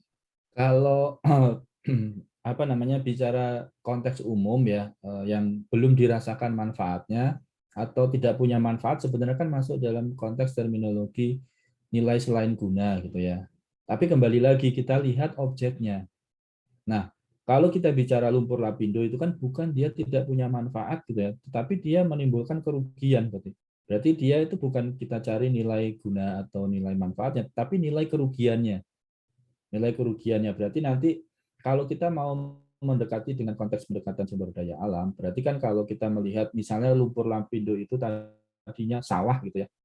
Ya sebelum jadi lumpur lapindo itu tadi, ini kan sebenarnya kayak penilaian ekonomi biasa sih.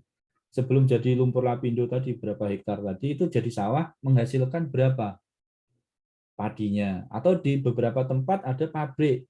Pabrik itu produktivitasnya berapa. Ya, kayak gitu aja tinggal ditambahkan aja. Tapi itu bukan nilai suatu sumber daya alam ya lumpur lapindo, bisa didekati dengan pendekatan nilai ekonomi yang biasa. Jadi bukan sumber daya alam. Seperti tadi saya sampaikan, kerugian akibat lumpur lapindo itu berapa? Ya dulu itu memberikan efek ekonomi berapa sih? Misalnya padi, misalnya pertanian berapa sih efeknya kalau mau diekskalasi berapa tahun sih lumpur lapindo itu terjadi? Berarti kan yang hilang per tahun tadi kita jumlahkan, kalikan berapa tahunnya. Padi setahunnya misalnya 1 miliar gitu dari beberapa kawasan yang ada di situ, setahun menghasilkan nilai ekonomi 1 miliar. Kemudian dari sisi pabrik, produktivitas pabrik setahun berapa, itu kan berapa miliar. Ditambahkan aja kali berapa kejadian lumpur lapindo itu sampai sekarang yang menghalangi kita untuk menghasilkan produktivitasnya. Jadi nilainya seperti itu. Kalau mendekati dengan nilai ekonominya ya. Tapi kalau kita mau mendekati dengan nilai propertinya, itu kan berbeda lagi. Tadi kan konteks nilai ekonomi ya, nilai ekonomi yang hilang akibat adanya lumpur lapindo. Berarti kan dulu ada apa aja sih di situ gitu kan. Kemudian dengan adanya lumpur lapindo, nilai ekonomi yang awalnya ada tadi menjadi hilang. Tapi kalau kita bicara nilai asetnya, properti yang ada di lumpur lapindo, ya itu mungkin sekarang masih menjadi perdebatan sih. Belum ada orang yang memberikan statement bahwa itu ada nilainya atau tidak. Tapi saya pernah ikut dulu waktu zaman dulu rapat dengan MAPI, ya mereka pun belum mau memberikan opini nilai kalau terkait dengan lapindo. Ya mereka bahkan berstatement tapi tidak secara resmi ya dalam dialog itu, ya nilainya mungkin makan negatif karena itu kan memberikan kerusakan ya, bukan manfaat ya. Lumpur lapindo itu kan nggak ada manfaatnya. Kita bicara nilai properti kan tetap bicara terkait dengan manfaat yang diperoleh oleh pemilik propertinya kan. Nah kalau sekarang dalam kondisi lumpur lapindo itu manfaatnya apa sih?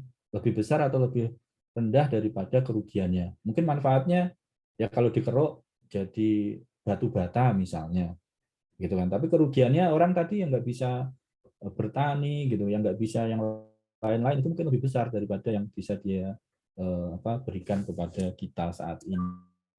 Ya jadi ya sudut pandang kita nanti seperti apa sih kalau bicara lapindo itu? Kalau nilai ekonomi berarti yang hilang karena lumpur lapindo itu berapa? Itu berarti kan nilai kerugian, ya kan?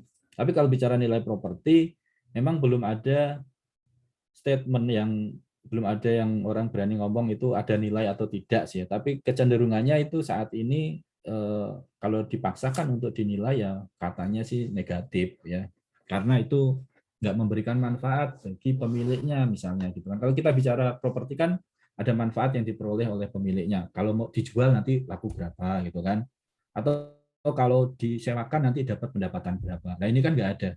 Bahkan kalau kalian beli lapindo maka nanti mungkin dibebani biaya-biaya untuk pemulihan atau apapun misalnya seperti itu, sehingga seolah-olah kalau dipaksakan dinilai ya mungkin negatif saat ini ya, tapi nanti berkembang ke depan mungkin lapindonya selesai, tanahnya sudah kembali normal, bisa dijadikan sebagai tempat apalah gitu ya, mungkin berbeda lagi nilainya. Jadi seperti itu Mbak Poppy. Jadi sudut pandangnya banyak sih di situ. Oke, ada lagi? Cukup ya. Kalau nggak ada nanti kalau ada bisa tanya ke WA group atau private message, nggak apa-apa. Oke, kita akhiri aja pertemuan kita hari ini ya. Terima kasih atas partisipasi, diskusi dan interaksi kita ya yang menarik. Semoga juga memberi manfaat ya, pengetahuan baru bagi kita semua ya. Saya juga mungkin ada beberapa hal terkait dengan tadi yang non-use value tadi, mungkin jawabannya tidak terlalu konkret gitu karena memang keterbatasan referensi mungkin yang pernah saya baca. Ya, itu mungkin bisa dimaafkan. Dan mungkin bagi kalian juga kalau tertarik coba cari referensinya, nanti bisa kita diskusikan bersama. Oke, terima kasih. Assalamualaikum warahmatullahi wabarakatuh. Selamat pagi menjelang siang, salam sejahtera dan salam sehat selalu. Oke, terima kasih. Waalaikumsalam warahmatullahi wabarakatuh. Terima kasih banyak, Pak. Pak. Terima kasih, Pak.